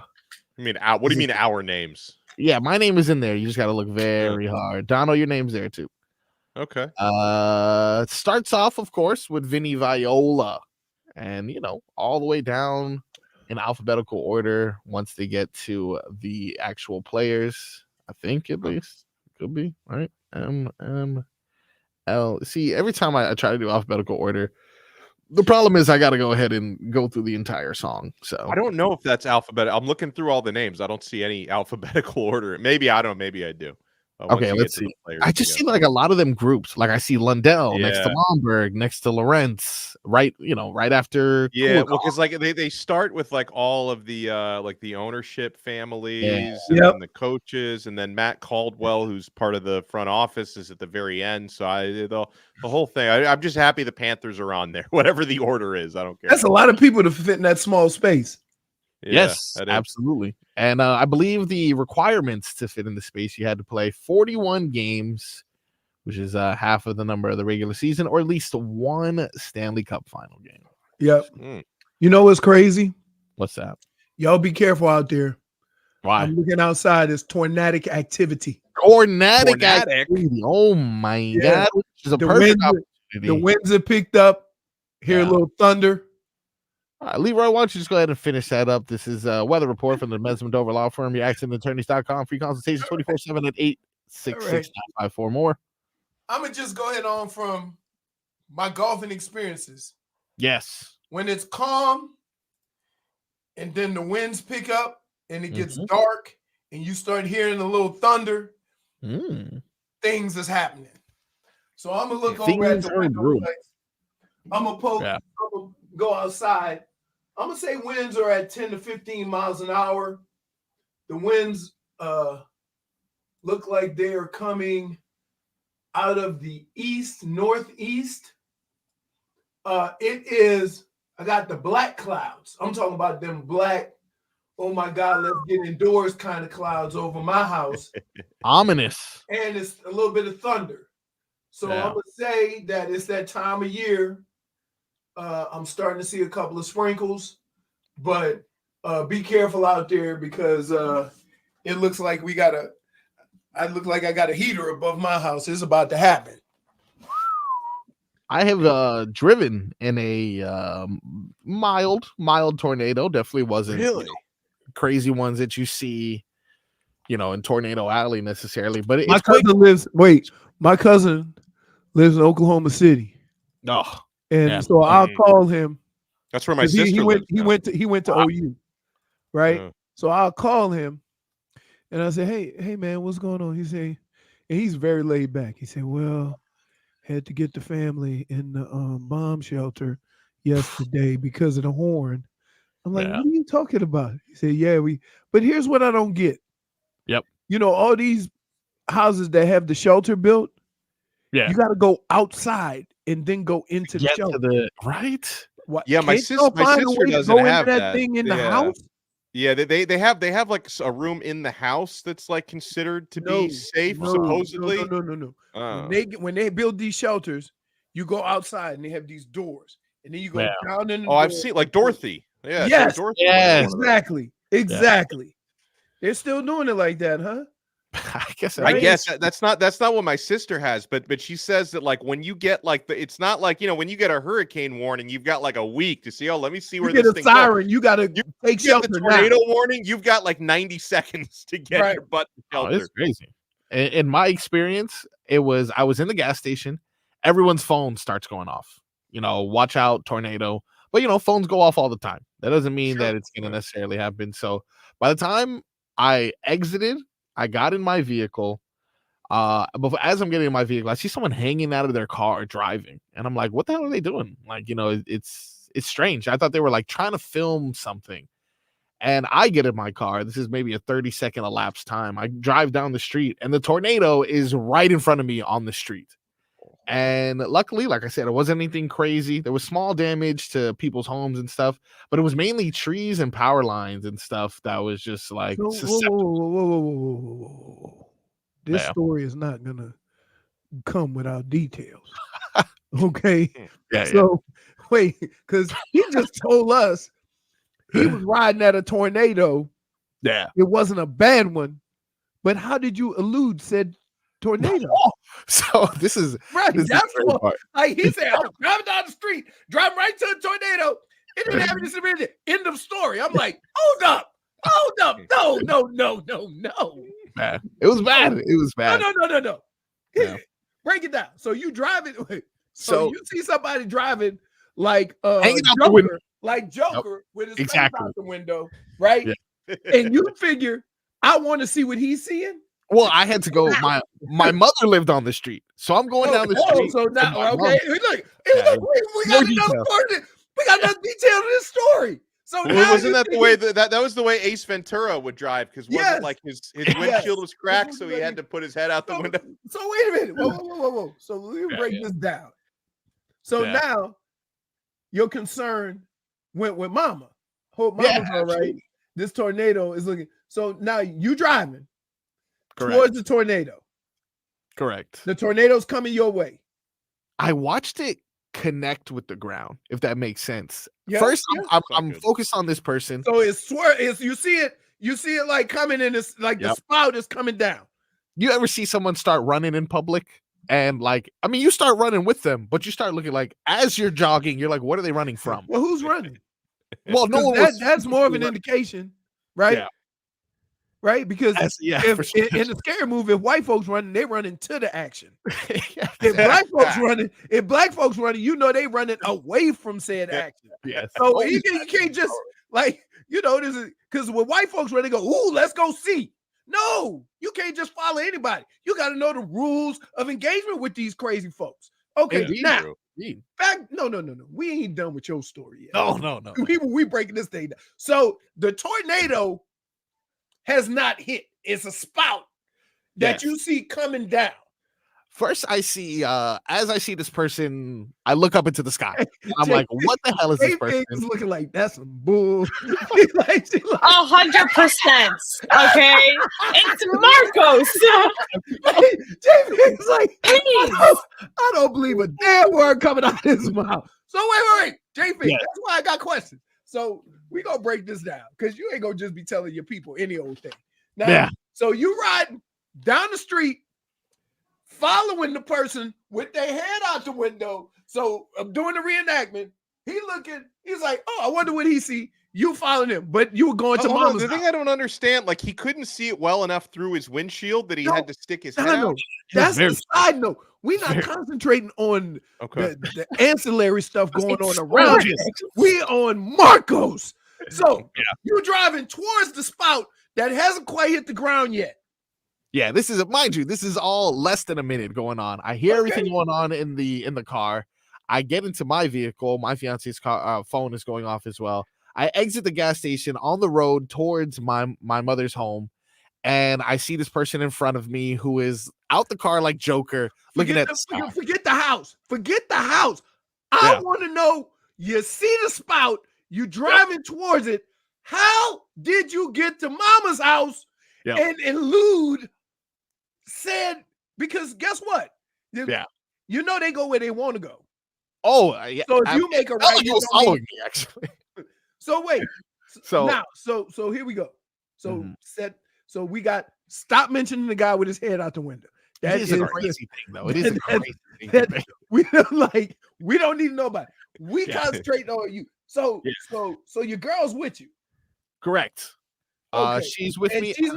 She's not giving you any, because your little helper Anytime you drive with a woman, it's a little helper. She gonna tell you what you should be doing, how you should be doing it, where you should be going, how you should be turning, how should you be loose. So I'm automatically assuming. Do you blame her? It's Marcos driving a vehicle. I'm already assuming that there's some type of argument going on with the phones going off. You concentrating on the guy's head out the window and not the tornado you driving at.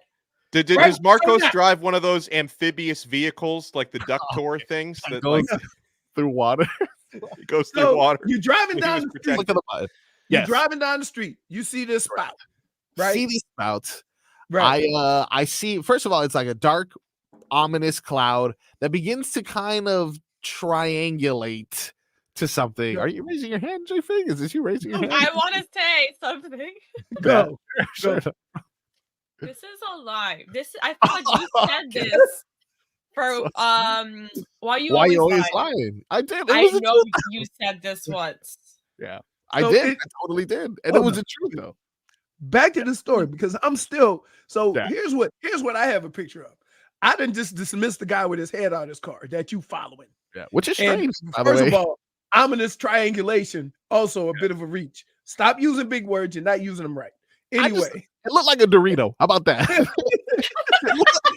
looked like an upside down Dorito. Hey, what kind of Dorito So there now, is? the only thing that's missing is sharks. Because now you just explained Sharknado.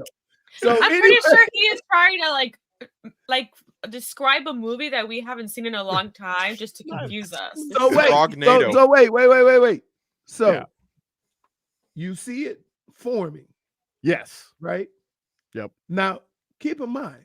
Stop Googling movies. I want to say this. I'm looking for video. If you are a man, yes, that has driven in a car with a woman, and y'all both see this event together, there ain't no way in hell you survive in the car, because she is going to be yelling at you to get the hell out of there.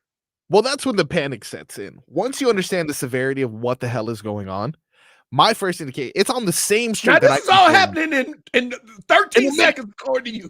13 seconds. 2 minutes has passed by, apparently. I said less than a minute. I exit the car. I'm in the car. What is this guy looking at? Oh my God, look at the sky. Oh, I think, is that? Make a right. That was the first thing I did. I made a right. Right? Because right is always right. I don't know. Whatever. I was just like, hey, make a right. Well, if you make a left, you got to wait.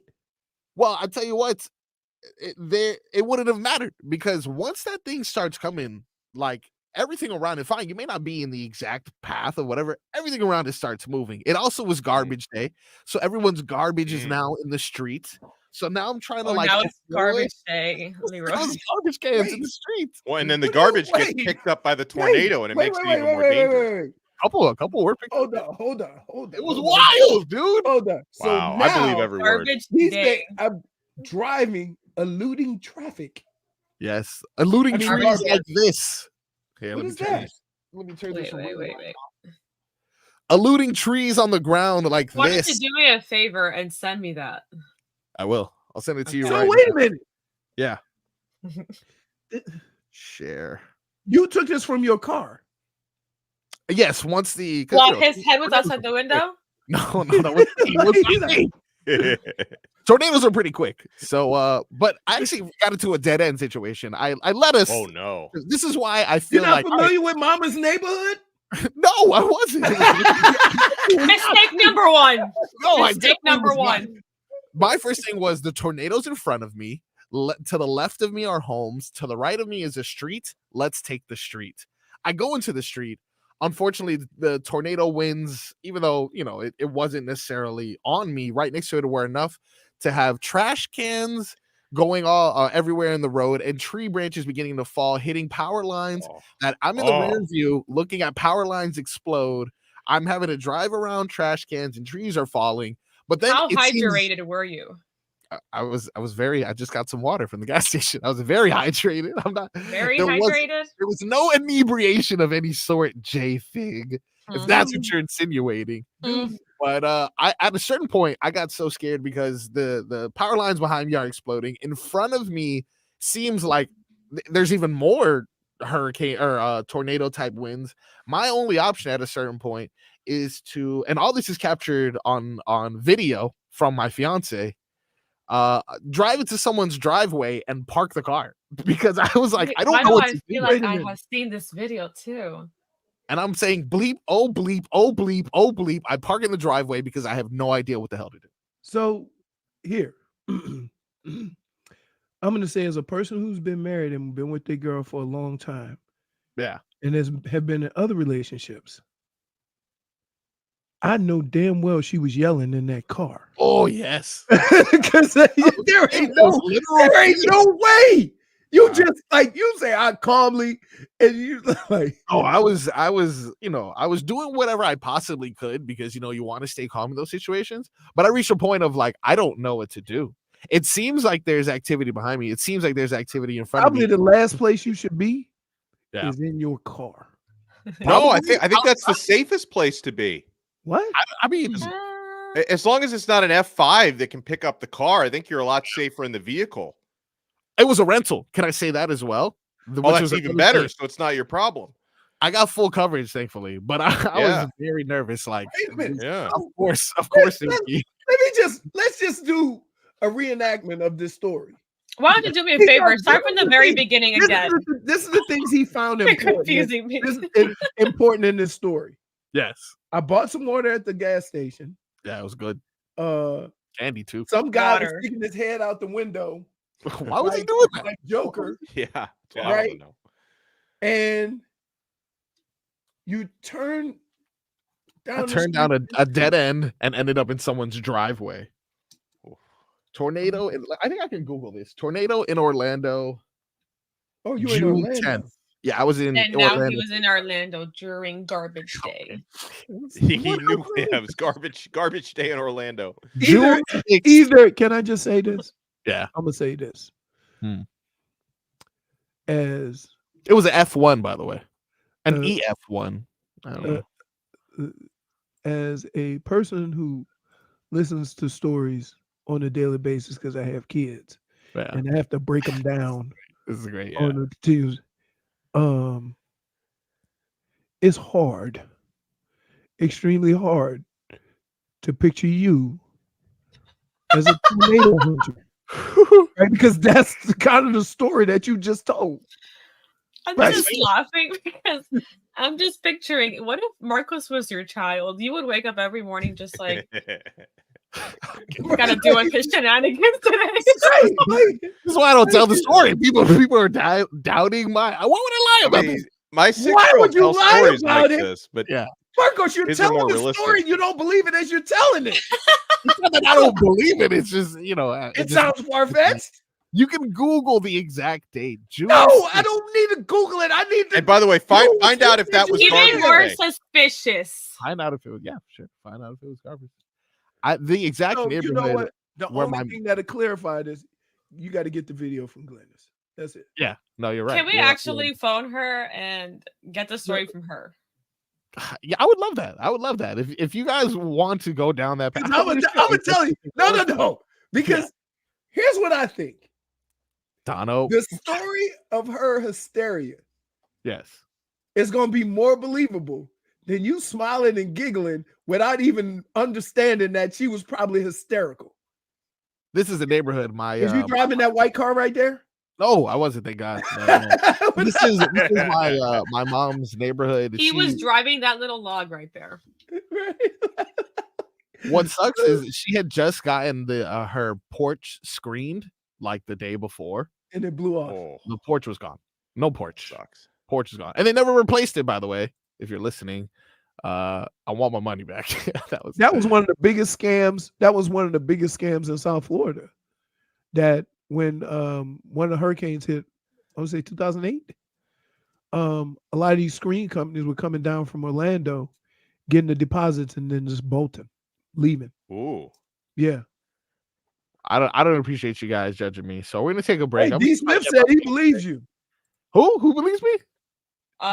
D. Smith. He said Marcos told the story when it happened. I remember. No, for sure. Okay. I'm telling you, I feel like Marcos has told me the story. I'm gonna get my fiancé on the line. It's that look on your face that makes it not believable. That's fair. Because, That's fair. Because it seems like it should be a little more shock and awe and not teeth. right? Like when you tell a story, you smiling, right? Well, it's because after something tragic and you've lived He through it, even you said it right. process You're it Bill later on. You can Paxton start from laughing. Twister, which Yeah, might single-handedly be the dumbest ride at Universal. Dates I was Which calling the me a movie is coming out The new soon. one. Yeah, So. Twisters. Yeah, it's coming out. How Starring me. convenient. How Okay. convenient. How convenient that. Hey, you sure you're not doing the read for Twisters too? With This isn't actually an Twisters ad comes right to here. theaters July 28th. Make sure you go watch that. I wish, but the show doesn't get promotion like that. The farther you got into the story, the less believable. It could be 100% true. Yeah. Garbage day. Some of the yeah, he said, yeah, I drove down the street and this Twister was coming right at me, and there was a guy in front of me with his head out the window like Joker, and it was garbage day, and I pulled down the street and garbage was all over the place. I pulled in the driveway and stopped. Like, if I'm saying it to myself and I don't believe me. Look, and it ain't even my story. JFig can see me through this camera. She will see as I dial that I will not be coaching my fiance in any way. I'll have my hand over my mouth. Okay. And we will ask her various questions. No, not we. Me. You. Yes. Because I need to break it down. I've known you already. It's been like about 6 years. Yep. I will catch your lies. Oh, please. Hey, I love it. No, we gonna get her. So you call her, you tell her, oh, we get to the bottom of this. My Hey, fiance, do not be setting up the story. I promise. Look, I promise. My Do fiance gets the Leroy trial. wants to ask you some questions about an event a few years ago. No. Don't even. No, don't even. even. We won't even mention. Look, my fiance gets interrogated next. This hour of Tobin and Leroy is sponsored by Kendall Dodge.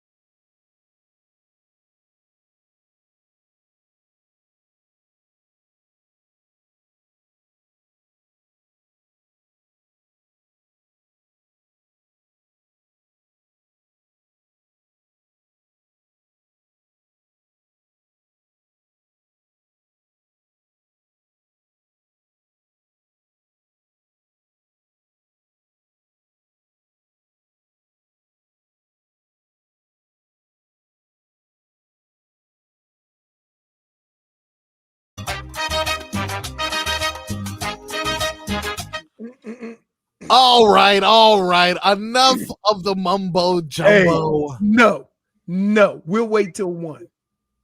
Too late. We need somebody in the car. Can we have both? We're not gonna have the secondhand story of what you told your mom. Yeah, not what I told my mom. She was in the tornado too. She was there. Car, though. She wasn't. I want to hear about Joker. Yeah. I want to hear about parking in the driveway, and I want to see. What's this? 1, 2, 3. Them's leaves. All them pictures you've been showing us about just random pictures from a tornado that got nothing to do with the story you told us. Okay, we can cross-examine both witnesses as we determine what really happened that day. You have your questions prepared for Glennis, and that's fine. On the line now, I have live from Publix in Orlando, as a true Floridian would. I have my mother on the line. Mom, hello, how are you? You're on the radio. Good, thank you. Okay, so we do know Marcos is lying. No. Hi, Mrs. Gonzalez. That was Hi. Hi, Mrs. Gonzalez. Donno's here. Leroy's here. This is only necessary because your son is out here telling whoppers. I believe it. Okay, look, I won't put you because the real examination comes at 1 p.m. So I'll just give you the softballs for this one, right? Right. Okay. True or false? Oh my goodness. Oh, okay. It's the game show now. In June of 2020, there was a tornado that specifically hit your exact street that you lived on. True or false? True. What was the damage that happened to your apartment? The porch was taken out completely. Was it garbage day the night before that tornado or the morning of? That I don't. Come on, Mom, you're supposed to just lie. Okay. So you see, the reason I asked that is because I mentioned that I may or may not have to drive around garbage cans like it was an obstacle course. Did Marcos look startled when he got there? Yes. Can I just say this? I want to give you because I know if he telling these whoppers as a grown man, I could imagine the whoppers he was telling as a kid. Because I'm telling you, you haven't heard the whole story with some guy driving around like Joker with his head out the window and he had to avoid trees and stuff. He made it sound like he was in Twister Part 2. That's true. That's true. The tornado was coming towards us and he was right in front of it. So yes, he had to go into different streets as the trees fell. And yes, and in my area, because they didn't have exactly the pickup, but I did live across a housing development that did have everything all over the road. Yeah, it's true. True. You know what? I really appreciate your time, Mom. You know, by the way, the check is in the mail. It'll cash as soon as the interview is done. I really You sound like appreciate a beautiful lady, and you're out here making her tell whoppers for you. Thank you so much. No further questions, Your Honor. I appreciate your time. Mom, I'm going to put you on hold. Thank you for your time. I know, you wanted to get your beans and your rice, and we're sitting here distracting you with this nonsense. But thank you for your time, Mom. It was nice. It was fun. There you have Have it. a great day. There you have it. Where was the crazy aunt? She'll tell it like it. She'll tell it like it is. She was at her home away from the tornado. It only hit the street that my mother lived on, which makes I would tell you, like that was definitely a witness for the defense. Oh, that wasn't the prosecution's witness. Wow, that wasn't the prosecution's witness. You're saying this was a biased witness? Oh, what do you mean? Just because she loves her little baby boy, you think all of a sudden she sounded honest to me, and honestly, what part of it that helped the testimony was she admitted she had no recollection of whether it was garbage day or not. So that if she was corroborating with the defendant over here, yes. Ooh, it was garbage. She would have said yes everywhere. Yeah. Wow. So okay. So again, definitely a witness for the defense. Wow. But what I have to do is, and she can testify against your ass because y'all ain't married yet, right? True. Is we need the hysterical witness in the car because I promise you. She was not just like, "Ooh, babe, take a right here." Oh no, not at all. By the way, I have sent a subpoena to the guy who was sticking his head out the window. The Joker himself. I promise he was sticking his head out of the window. Wait, can I just say this? Yeah. Like, maybe. Now I don't know about the three of us. Yeah. But if there's a tornado getting ready to touch down, and a guy driving like Joker, yeah. I'm not gonna notice him. That's what I noticed first. It's eye level. You look at what's in front of you first, and then you look in the sky. I don't go up and then down. You look, what the hell is this guy doing? Who is he looking at? Oh, that's what he's looking at. Oh my God, where do I go? Make a right. He couldn't see that thing. Was it raining? No. You know what's crazy? It wasn't even raining. No, it wasn't. I mean, it was that you can smell the rain in the air. You can feel that rain. Are you sure it was not a dog? right. Wait. It couldn't be a dog. He wasn't. You think the dog was driving? Sometimes they're not driving. Scooby sticks his head out the window. I mean, I would like to think that Marcos know the difference between you or Scooby. You would like to think. Yes, I know. I don't. Listen, you would like to think. The story is Stan does not have 20/20 vision. There's a lot of criticism and a lot of issues going on to the story because I feel I was a victim. I feel as if though garbage cans. You took the unfortunate events that happened to Mama and you twisted them in your own little story and added some stuff to it, like just random stuff, like like trash day. Listen. Like if the trees on the ground wasn't enough, you had to add trash, and then you add the guy with his head out the window. Yep. Okay, but if both of those are confirmed by my fiance, I want an apology. Hey. I see the way you know. You know what? -1 to you because you have yet to send me any kind of photograph. No, okay. Any kind of video. And the photo he showed us on the screen had a watermark on it. He found some random photo of tornado damage on Google. Lies. Okay, yes, because I Googled the exact date that I sent this photo, and there's news story after news story about tornadoes in the area. I'm gonna get the date correct, of the how many tornadoes have happened. All right, we have a witness. All right, look, your key witness hits the stand at 1 p.m. Your key witness loves Marcos. It don't. I'm gonna break it down. Child with Marcos. Because listen, first of all, we know. Okay. I know, as long as I know my wife, right? I know if we driving in those situations, she is giving directions like she's outside on the street. Bang! You gotta get away! Bang! I'm like, the hurricane not gonna stay. The tornado not gonna stay straight. It's gonna go where it want to go. We can make a right, and the tornado can make a right. I believe that's what happened. I'm not gonna lie to you. I believe I may have put us in danger by making that right. I can just picture Marcos and Glennis sitting in the car cuddling. At a certain point, when I parked in that driveway, like the whole time, I'm like, all right, I got this. And then I parked in the driveway and just gave up defeat and was just kind of like, I don't know what to do anymore. By the way, I did some research during the break, and it was good he was in the car because I Googled what to do during a tornado, and it says, is it safe to sit in a car? If you are caught by extreme winds or flying debris, park the car as quickly and safely as possible. Stay out of traffic lanes. Stay in the car with the seatbelt on. Put your head down below the windows. Cover your head with your hands and a blanket, coat, or other cushion if possible. So he was. So in other words, act like you're in the airplane.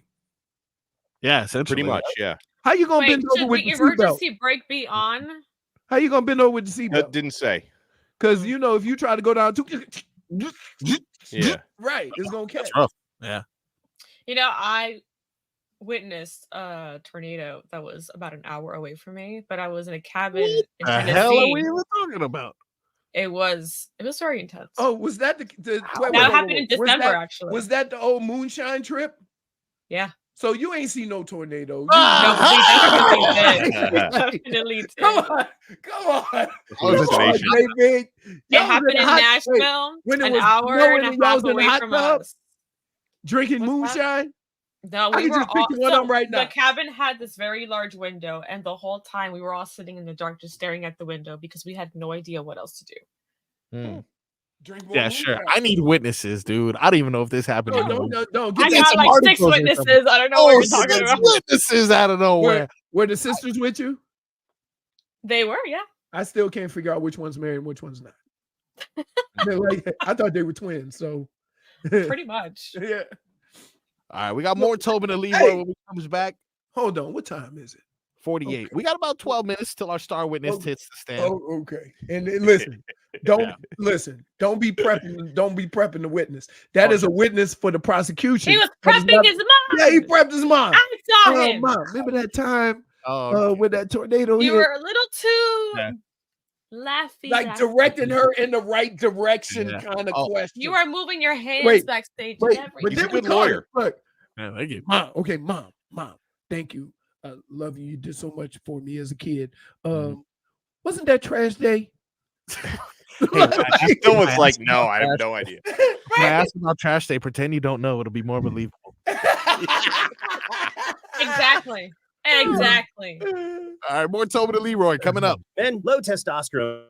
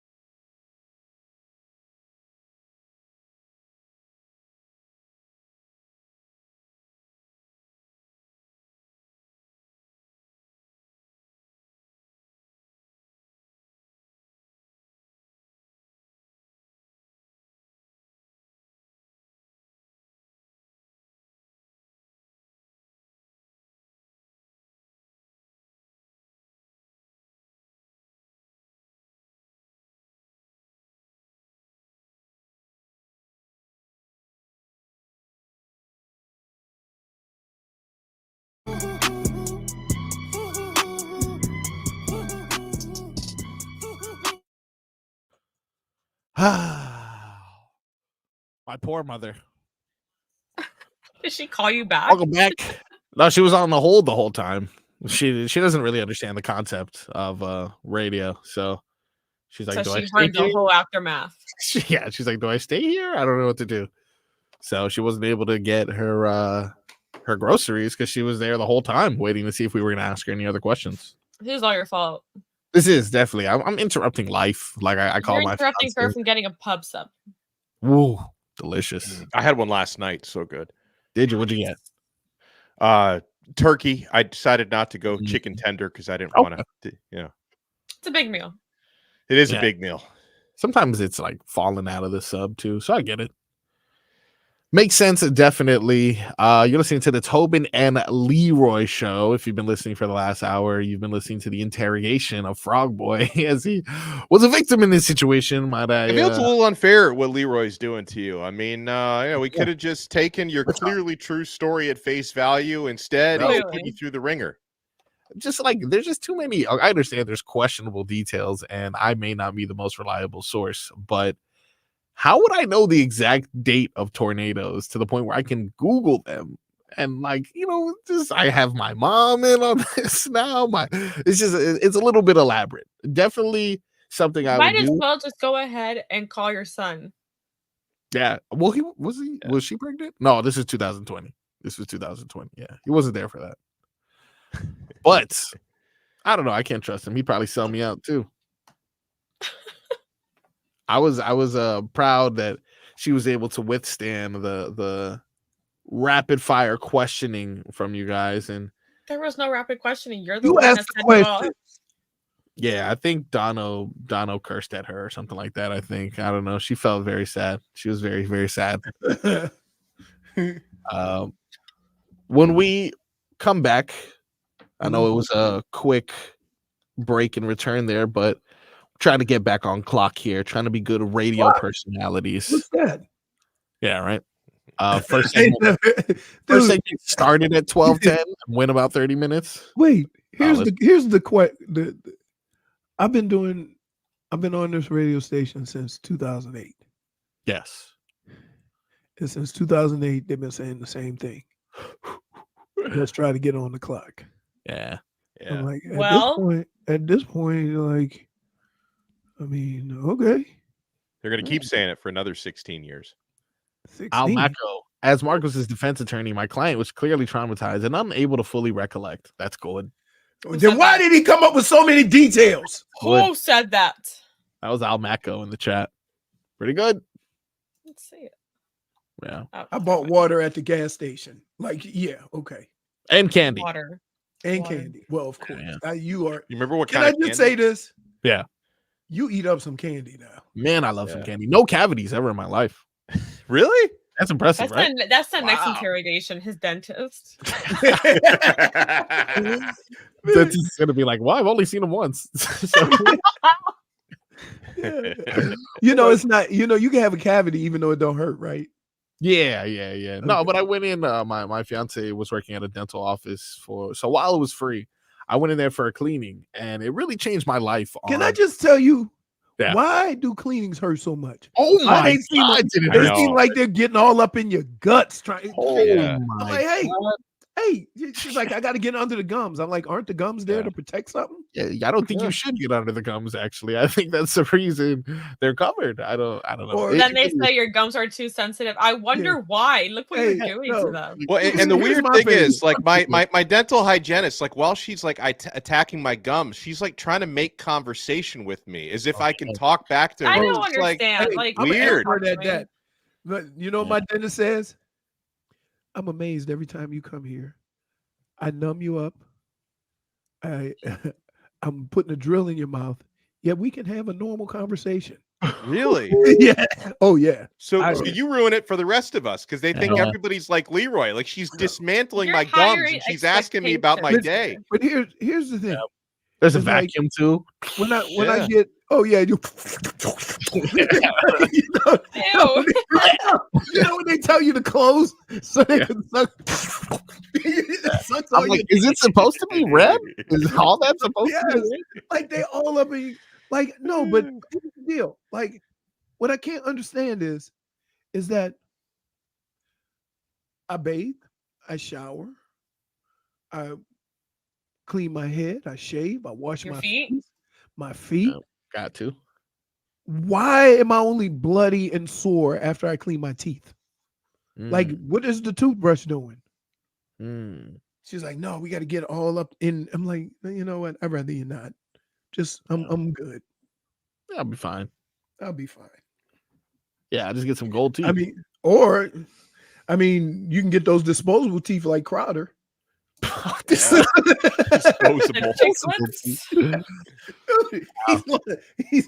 He's lost that tooth, what, 3 or 4 times? Oh, man. It just Yeah, flies out. just boop, put it right back in, too. I kind of want it to continue happening. I don't know. It's funny. I'll tell you what, it's I got a show with Crowder this Sunday at the Tampa Funny Bone. Better believe I'm about to put up some videos of his tooth flying out. You know I got to do it. When we come back, our star witness hits the stage. Yeah. We got some more headlines. We got trivia and games. Right here on the Tobin and Leroy Show.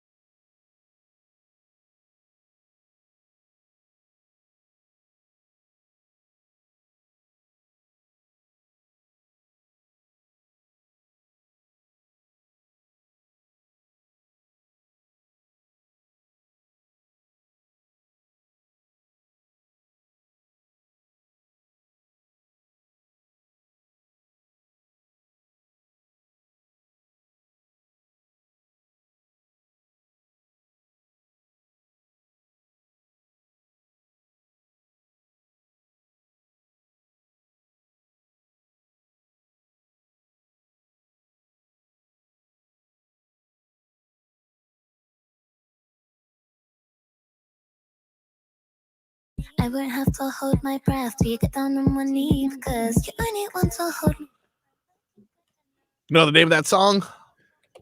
That girl's a liar. Boy's a liar. Boy's a liar. Oh. She doesn't say liar. She says layer. Yeah. Layer. Welcome Is back that, to who is Tate, that? Tate McCready, something McCready. Tate, what is it? Tate McRae? Pink Pantheress. Pink Panthers. No, Hey, that's you're the rapper. close. Ice Spice. That's the Ice Spice. Pink Panthers. All right.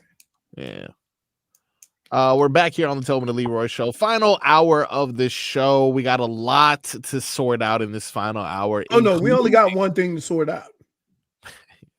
Well, there's a couple details within that. Boy's a Leah. In addition to the trial that is going to make all of America stand still, we have Sarah Silverman tickets to give away this hour. She's funny. Sarah is bringing her post-mortem tour to the Fillmore in Miami Beach this coming January. That's right, January of next year. Already got tickets.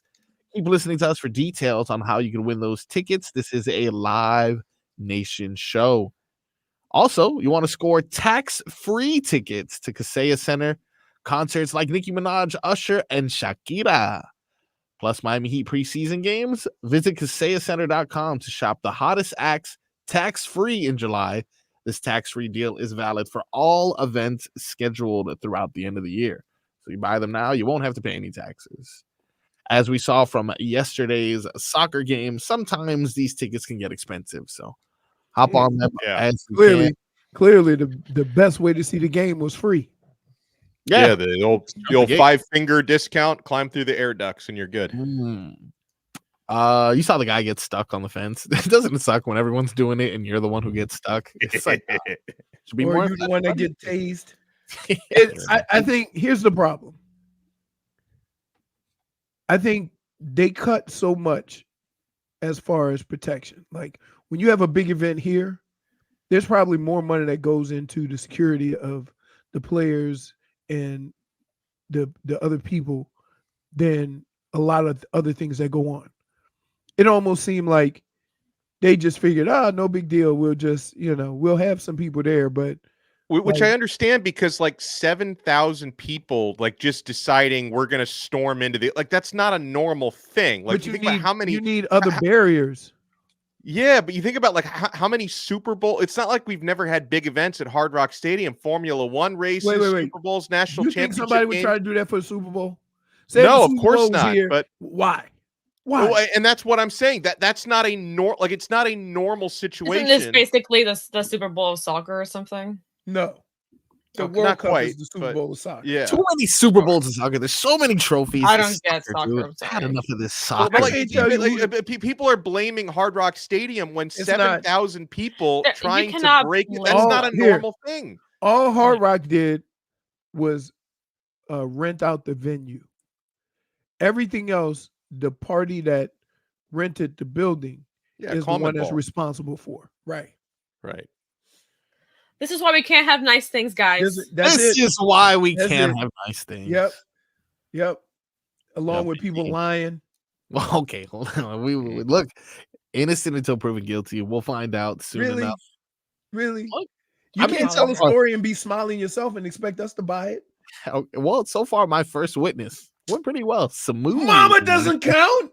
Come I on. wonder why. Smooth. Paid actress. And you asked all the questions. Yeah. Okay. You know, that's fair. It's just because most of the questions you had were for my fiance. So, right. I had to make sure that we got some use out. I paid this witness a lot. Got to make sure I get some use out of this, Let's get to some headlines that are brought to you by the new Palmetto Ford Truck Supercenter. Why buy your truck at a college store? Palmetto Ford. We know trucks. I mentioned it earlier in the show. Somebody said they hired Greg and Day from Friday. Top flight security in the world, Greg. I mentioned it earlier in the show. The Miami Heat beat the Boston Celtics this past Saturday at the Summer League, currently happening in Las Vegas. The Heat are back in action tonight. It says 6 p.m. That's really strange, though, right? Is that West Coast 6 p.m. Not for local Summer time League, or 6 p.m. 6 p.m. here? That is a good question. That is a good question. Las Vegas, because there's so many teams though that they do sometimes sneak in a 6 p.m. game. So I'm not necessarily sure. Also, they have Toronto. It's 6 p.m. Eastern. I'm looking at it now. That's strange, right? Yeah. It's early, but whatever. That's early basketball for you guys. That is Oklahoma City versus Miami, 6 p.m. Like you said, you can catch that on ESPN Plus and ESPNU. Happy to see our boys in action again. Jaime Jaquez looking to play another game. Is he going to play tonight? Yes, he will be playing tonight. He said he'll be playing 2 games or so. So I think the first one was on Saturday. This is going to be his second one. He'll probably wrap it up after that. So far, out of the 4 Summer League games the Miami Heat have played, they are an impressive 3-1, only losing that first one. But boy, did they lose that first one. Woo! Yeah, that one was rough. In other news, I know we've had a lot of things going on, of course, but the Miami Marlins, our boys, they were actually able to pick up a win yesterday against the Cincinnati Reds, 3-2. Bit of a break, as you know. There is All-Star Weekend in the All-Star Week, I should say, in MLB. Yesterday, my boy, who lied to me, by the way, speaking of liars, Marcelo Hernandez participated in the celebrity baseball game. And I believe tonight is a home run derby. You guys interested in that? I prefer the home run derby to the actual All-Star game, to be honest. Oh, nice. Yeah, I think you're not alone in that sentiment. It's funner, They keep changing the rules, though. I'm always confused. Every year, I don't know what's going. Is he really winning or what? Gold balls, bonus bats, and then oftentimes if someone goes off in like the first round, they don't end up winning because they used up all their home runs in the first round. They get tired. I would hate to go first. Yeah, that's true. Now, the prospect of back-to-back champions is out of the picture. The 2023 winner, Vlad Guerrero Jr., is not part of this year's field.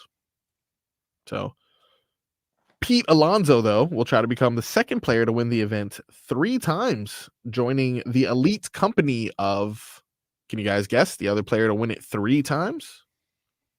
Barry Bonds? Barry Bonds? That is a safe estimate, but it was the kid, Ken Griffey Jr. Pretty solid. Good video game, by the way. A very slept-on video game. Ken Griffey Jr. Baseball. Love that. The last baseball game I played like 30 years ago. Honestly, that's fair. Nintendo 64, Ken Griffey Baseball.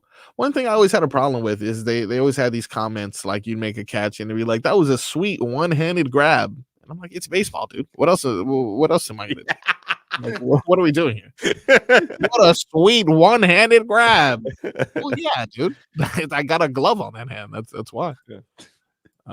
Very interesting. We will be done with soccer for quite some time, but MLS will return.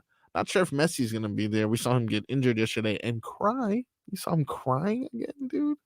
I mean, wasn't he also in pain? And he cries a lot. He was crying. He was crying. A very important game, and I'll break it down. He's such a competitor. He was crying that he wouldn't. It's a 0-0 game, 0-0. Yeah. He wouldn't be there for us of the game. That's why he was crying.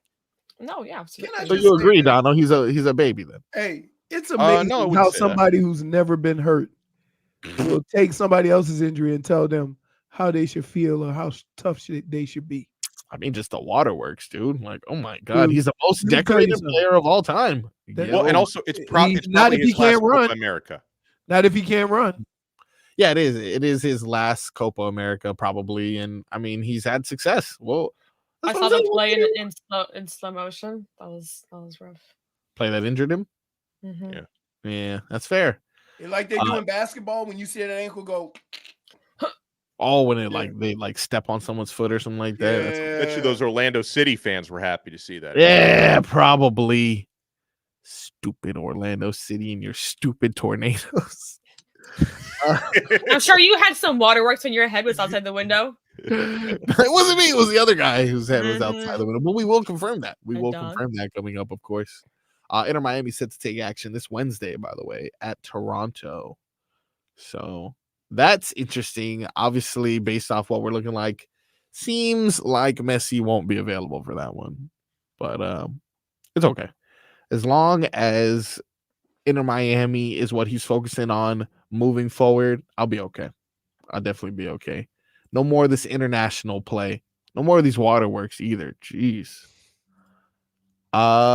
Picking things up in football. I mentioned, although this, isn't necessarily a top story for those who don't have video game systems.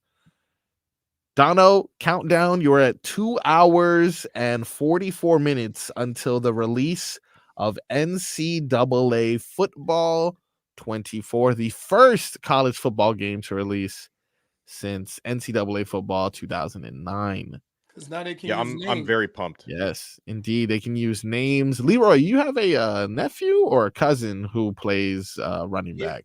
Running back. He was at Texas A&M. Yes. Then when the coach got fired, he had to go somewhere else. I'm going to put him in the portal. I'm going to put him in the transfer portal. I'll pick him up from Well, Miami. That'll be my. You know what? Just came off of Achilles tear. Okay, I'm probably not going to do that.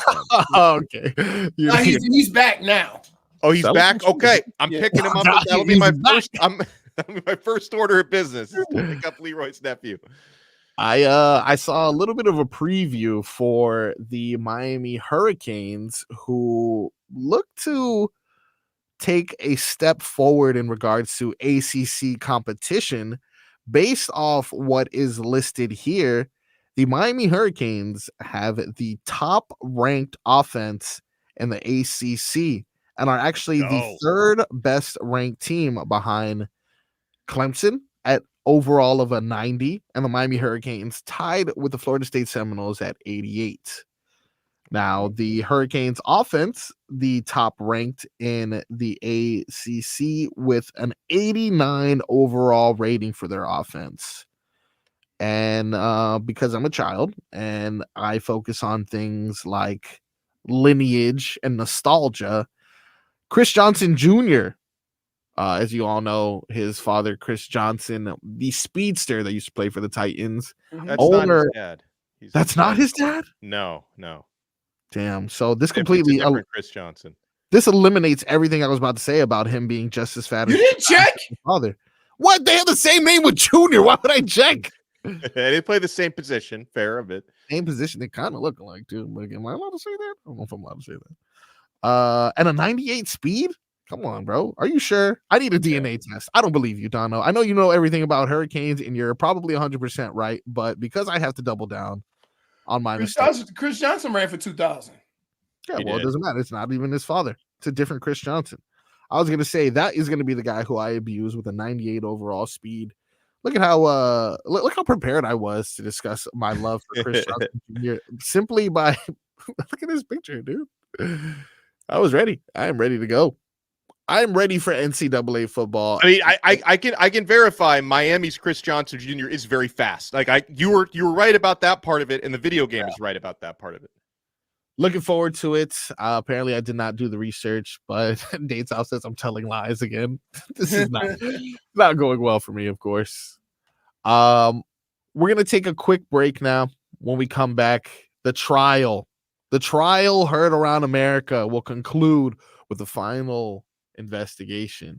In addition to that, look, now they're doubting me on the chat. Marcos didn't see a tornado. It was water going down a sink. All right, dude. In addition to that, we have Start Bench Cut Summer Blockbuster Edition returning to the show. So we're going to end things on a high note. Make sure you tune in 560 WQAM, Miami 560 WQAM on the YouTube and Twitch. We got more after this.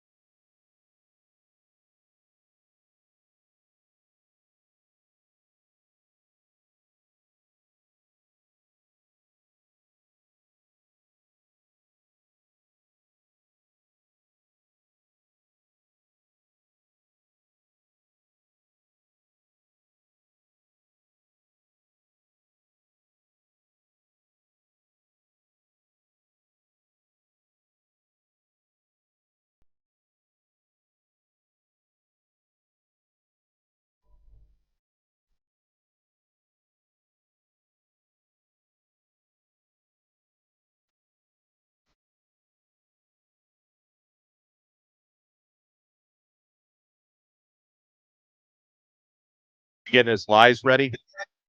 Let's be marked on that one. Pretty much. Where is this guy? Welcome back to the Tobin and Leroy show. Sorry about that. The whole This time during break, Were this you- man were you- was were hiding you- behind the camera. You prepping? Were you prepping the? Oh no, the witness. Mhm. I Yes, he wasn't. was. I was dealing with Jimmy as Jimmy was commenting on the wild actions at Hard Rock last night. But enough was of he that. there? Don't blame Jimmy. It was Jimmy's No, fault. he was not there, but he probably has something to do with it. You can't trust Jimmy. Jimmy was there. He's wearing a James Rodriguez jersey. He's climbing fences. He's climbing air ducts. All right. Jimmy is a liar too, isn't he? No, wait. Jimmy, Solana is a baby and Jimmy is lying. Yep, that's it. Solana is a baby. Today is full of lies. Let's go ahead and begin the trial. The defense would like to call witness, beautiful witness, my man. Getting off your good side right now. Soon to be Gonzalez to the stand. Hello, ma'am. You are on air. My whole government name? That's crazy. Yeah, I know. I Hi, apologize. Glennis. Hello. Hi. So before he starts coaxing you down the wrong path, you have to understand the story that he has told us. Now, I'm going to start the way he started the story. Okay. So I was at the gas station. Wait, was that Oh, true? No. Hold on. Let me tell you. I was at the gas station. I was leaving the gas station. There was a guy in the car in front of me with his head out like the Joker, right? I look up. There was a tornado. It hadn't quite touched down. It was touching down. So driving down the street, I make a right-hand turn. It must have been trash day because there was trash all over the place, right? Crazy. I didn't know what to do. So I backed into a random driveway because it was a dead end and just parked. Now, All right. Okay. that is the story he told. What I elements are said, you questioning now? I said, then what about Glennis? Because I know if she was in the car, that's not how smoothly it went. So will you please tell your recollection of said story? Because he couldn't stop from smiling. I don't know whether it was a tornado, a hurricane, or just a pack of dogs. He was telling basically a Sharknado story. And so we don't know what to believe. So can you please explain to us what happened on said events? I want to say it was what? 2020 Yes. up June in Orlando, 2020. round the corner from his mom's house. His mom was no help whatsoever. Oh, I thought she was great She help. just agreed with her baby. No, she Right? was a She great just help. agreed with her baby. Like, so that Okay, I gotta hear that. yeah. So can you please tell us now? Can I ask you one question? Did you get a little hysterical and antsy in the car with him driving? Oh, I cursed like a sailor. See, I know. Right. So I'm just thinking, and that's what I said. I said, wait a minute. I've been married with my girl for a long time. And I know there ain't no way in hell that these series of events was happening and there wasn't yelling next to you. So go ahead, tell how the story went in your eyes. You tell us what happened, huh? Okay. So I remember we were at the gas station. I think we were getting like Frulies or something. I don't know. We were just meeting up. Water. Line number one. You're a Mm. liar. Hard seltzer. Something. We stopped to get something. And, then we get in the car. The gas station is not far, like not even Wait, half a mile. Can I ask a question real quick? True or false? Did multiple phone alarms go off? Yes. So while we were pulling away from the gas station, my alarm went off, like tornado warning in effect. Marcos's. So for those who don't know, he's an Android user. He got an alarm. I'm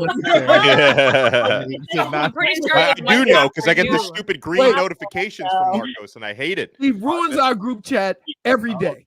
Okay. The family group chat is into two. One All for right. him specifically. Okay. Hearsay, Your Honor. Anywho, yes, we got alarms, and we didn't take it serious because, well, we're in Florida. It doesn't happen. So anyways, we get in the car. We're heading to his mom's, not far. Then we see kind of the formation, the dark clouds around. You know, you hear kind of like this whistle, train sound. Got a question real quick before we move too far. Said it looked like a Dorito. Triangular. What did you say? Okay, hold on. True or false? Was there a person hanging out of their window? Oh, yeah. Yeah, everybody was hanging from the side of their window trying to see what was going on. You couldn't really spot where the tornado was kind of forming at first, but you can hear it. You can see there was something going, you know, like the weather pattern was definitely changing in that moment for the clouds and stuff. So everybody's hanging out of their car window.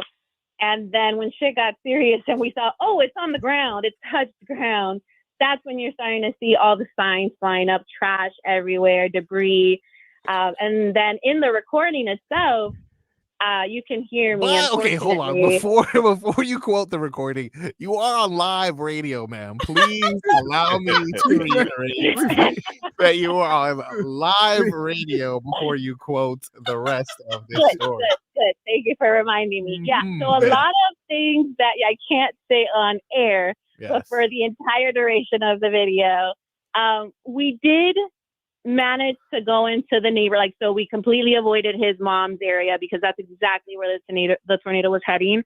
So we went into back roads, and at that point we just couldn't see. Things were thumping into the car. I think we had a rental at that time, and something happened to it where the screen got cracked or something got dented.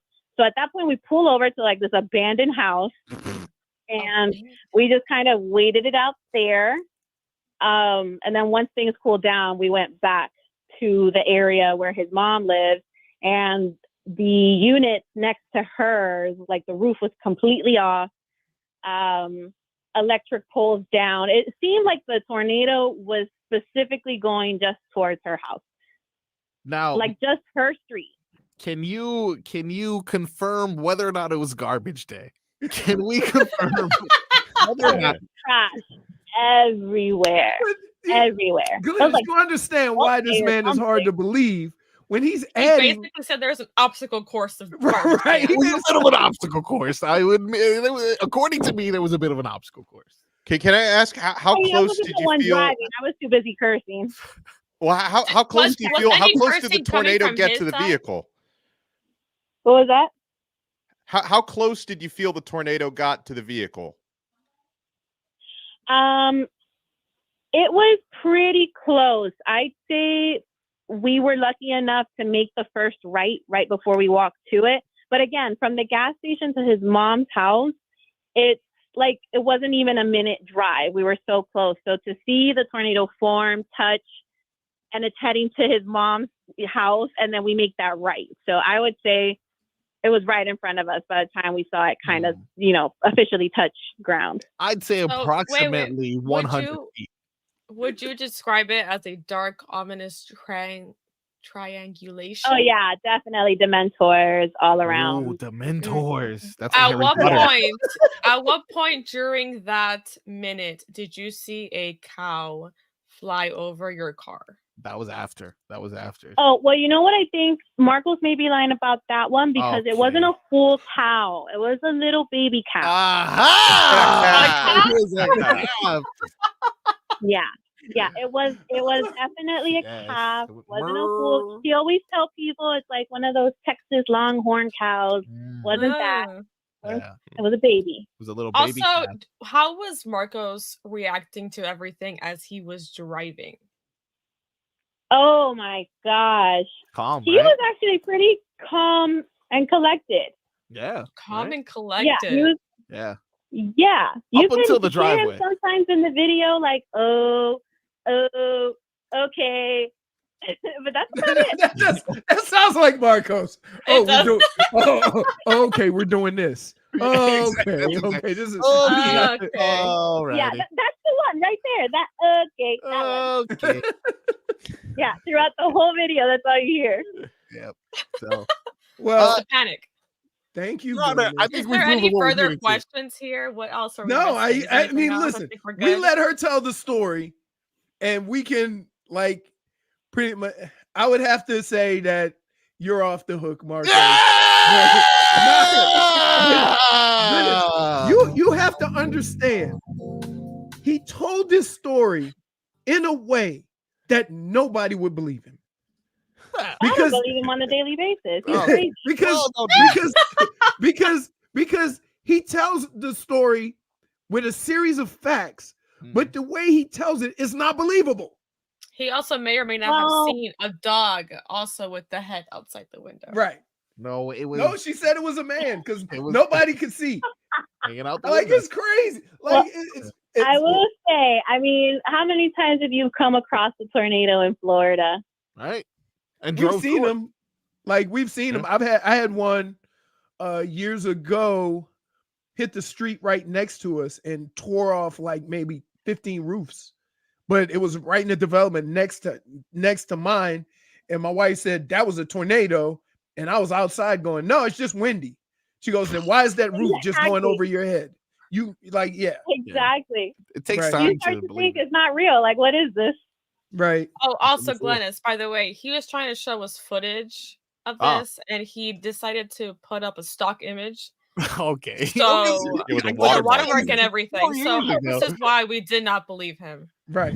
Right. Look, he said he was going to send me a picture, and he He never can't did. send you a picture. He has an Android. Okay, look, There you Honor, go. this is hearsay. It comes in a little box. It comes Your Honor. It comes in a little bitty baby box in the middle of the screen. Yes, I can WhatsApp you guys all the pictures. It's no problem. Yes. Thank you for your time, ma'am. I genuinely appreciate you exonerating me from this witch hunt. And I love you. I'll see you soon. Love you. Say bye, baby. Bye, baby.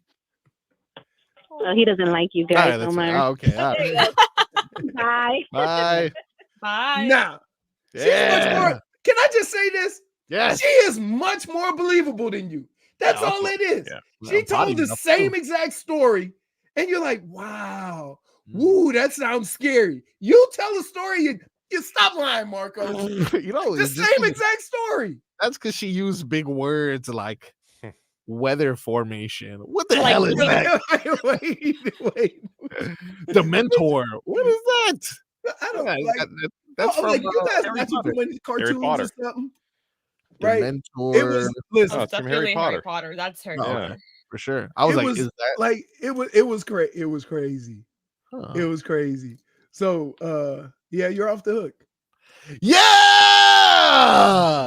that's right, baby. We only Still waiting on those pictures, liar. we only wasted an hour of the show getting to the bottom of your lies. This was no waste, my friend. This was perfect. I get Quality to make it content. today. You I'm a can't. free First of all, man. you can't. And then listen, you can't ask your mom for validation. That's so. But your mom was just like, "Oh yes, it was the worst storm ever," and I remember. I think it was back in 2020. Why are you out here trying to sound like babushka? Marcos was coming over to the house. I remember I was fixing him his favorite meal. And like, yeah, she was like, the only thing she said, I don't know if it was garbage day. Yeah. But you're like, listen, you got to stick here. Tell more of the meat of the story. You telling parts of the story, like we say, woo, a tornado. You say there was some guy in front with his head out the window. That was Like crazy. she told the story. She told a story that was like ancillary. That was like side stuff. That wasn't. She didn't even mention it, to be honest. Right. She didn't mention it. Right. So you see why your the same story you told could be unbelievable. It was unbelievable. Yeah, but you and your it was the truth. Hydration. And like she even said, we were there to pick up some. What'd she say? Some Truly. Truly. I First of know all, your beverage intake. Why are you buying Truly from a gas station? It costs $1 million. Well, Your Honor, at the time, Should have stopped at Publix. Like, I was we're just mom. so traumatically shocked from the tornado. I didn't even know what I was doing. Okay. Okay. That is it. I am free. I am off the hook, but you're not off the hook. None of us are, as we have one more segment to go. Final segment of the Tobin and Leroy show when we come back. This hour of Tobin.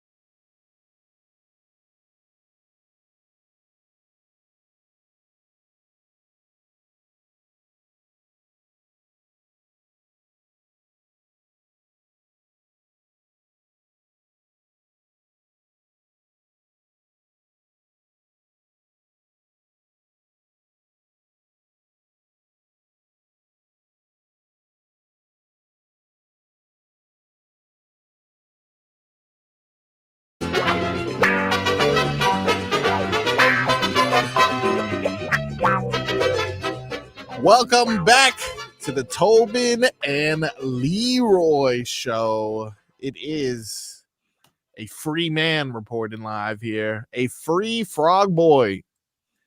That's right. Free Marcos. Clear of all my crimes. Dude, you got to find a better way to tell stories because your storytelling is unbelievable. Well, I think what happens, Leroy, is when you lie as much as Marcos does, everything sounds like a lie. And it's the grin. Like, does every story have to have that grin right there? Nobody believes you. You know what it is? You guys are out to get me. This was a witch hunt. We're not out to get you. We just know you. And nobody Let the record show I was on your side for the entire time. Can I just say this? Tell Glinda she's not alone. We all slip up. You know, she doesn't even know. You don't even know. She has no idea. No clue. So I'm gonna milk this. Speaking of lying, I definitely have to make it seem as if Len is very mad at me because of her. Oh, That'll say, hey, I told you 5 times you can't curse.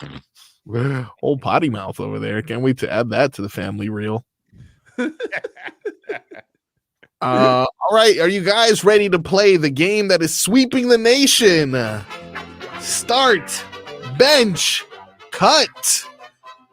This one is Summer Blockbuster Edition. Okay. We did this previously. I gave you some movies. You have to pick which one you want to start. Which one you JFig, I would have got you on hot dogs. I would have got you. Hot dog would have moved up your list. Hot dog was good. We did this, Donno. We did it with next July 6th. Barbecue items. And it was pretty good. Pretty good. All right, Donno, I'm actually going to start with you, my friend. I will start with you. I'm going to give you 3 movies. You tell me which one you start, which one you bench, and which one you cut. These are all summer blockbusters. You ready for this? Ready. Number 1, Men in Black. Okay. Number 2, Saving Private Ryan. Okay. And then number 3, one of the ones that we did last time, Jurassic Park. Ooh, this is tough. Start, bench, cut. These are all bangers. I would say to me, Jurassic Park stands the test of time, and it's just a fun move. Like Saving Private Ryan, an unbelievable piece of cinema. But I'm going to bench Saving Private Ryan because you can only watch it so many times. It's so powerful and intense. Wow. So I'm going to bench Saving Private Ryan. I'm going to start Jurassic Park, and that means I'm going to cut Men in Black. Dang, that's tough. Tough choices. Tough. When was the last time you've been on a Saving Private Ryan ride? Right. I do like that ride at Universal. I do like it, but I think I like the ride better than the movie. Is part of the problem. All right, that's fair. Men in Black, that old cheap where you get to shoot even that stands the test of time, right? It does still around. You can still take kids and all of y'all sitting in the same little thing. Yeah. Trying to compete. That's a good time. Oh, and I always I beat my son in that game the same way I'm going to do that with the college football game later today. I'm going to run up the score on him. All right. Now, JFig, are you ready for your start, bench, cut? Go for it, liar. Wow. For you, we have Finding Nemo. Really? Okay. We have Wall-E. And we have Toy Story 3. Oh, Wall-E was the little. Oh yeah, a robot. Yeah, Wall-E, Finding Nemo, and Toy Story 3. What happened in Toy Story 3? I don't remember. Andy prepares to leave to college. Okay, well, if you don't remember, I feel like that one's going to be your cut. To be honest. Well, I love Toy Story. I just don't really recall what happens in each movie. It's a Toy Story. It's a Toy Story, no matter what. I would argue Toy Story 3, best of the series. Best of the series? A lot of people would argue that. Yeah. Well, guess what? I'm ready. All right, what you got? I am going to start Toy Story 3. What? How does this happen? You didn't even know. Okay. All right. Who Toy you benching? Story 3 is great. I am benching Finding Nemo. Okay, that's cool. That's cool. Just keep swimming. And I'm gonna cut Wally because honestly, I've never seen Wally. That's fair. I've seen Wally. Yeah. Never seen it. Sneaky good usually, movie. I'm okay. Not sneaky fun, good movie. All right, Leroy, your start bench cut summer blockbusters. We're gonna start off with Die Hard. Mm-hmm. That's a Christmas movie. Bingo. Technically it is. Yeah. It did come out in the summer though. Okay. Die Hard. What? Predictable that it came out in the summer? The fact that anytime you mention the movie, everyone has to say Christmas movie. It's very true. It is. Die Hard is one of your options, Leroy. The second option is The Avengers. Marvel The Avengers. Come on. And then the last one, I'm not sure if this is something that you've watched. I hope to give you one that you've seen. The third option, Terminator 2, Judgment Day. Okay. Now, I'm gonna tell you like this. Yes. Terminator 1, Terminator 2, bangers. You can watch them. Yeah. You're still like exciting. But the Avengers was because here's the thing. Before the Avengers, they had the show on Agents of S.H.I.E.L.D. Yes. And the last episode of the Agents of S.H.I.E.L.D. of the first year brought you right into the Avengers. It was the coolest thing I'd ever seen on TV, right? That the show that you've been watching for 10 weeks led you, the last episode led you into the Avengers, which opened up that week. It was the coolest thing ever. So I'm starting the Avengers. Okay. Wow. I am benching Terminator 2 because the Avengers was number 1. Terminator 2, you kind of had an idea, Terminator, blah, blah, blah, blah, blah, whatever. You've seen it before. So I'm going to bench that. And what was my third one? Die Hard. Die Hard is a Christmas movie. Awesome. So you're just cutting that one. Yeah. Wow. I'm just like, I'm telling you, dude, that was the coolest thing about the Avengers.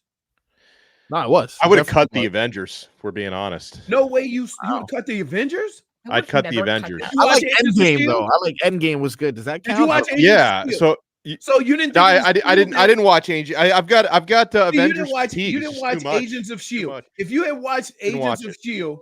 when that season ended and they called for the Avengers, then I'm like, this is the coolest thing ever with some of the same people in the show that are in the movie, Agent Coulson, right? It was just a cool, like, that's what I remember about that series is that how it started, it was the ending of the end of a season of a show. Okay. Right? That does sound cool. Donald doesn't love 3000. It was really unique. It was really unique. And I've always been, impressed by that. Well, you heard it here first. That was Start, Bench, Cut, Summer Blockbuster Edition. Want to thank you guys for listening today, listening to the trial that shook the world. The world. The hooligans at the Hard Rock and much more discussed today. Make sure you catch up on everything you missed. You can catch us on YouTube or anywhere you get your podcast. We'll be back tomorrow. Donno, you're in tomorrow? Yes. Tomorrow I'm in. Yes. Leroy in tomorrow. Fig in tomorrow. It's going to be a blast filled with silly sauce. Thank you for joining us, and we will see you tomorrow. I'll see y'all when I see y'all. Join Hot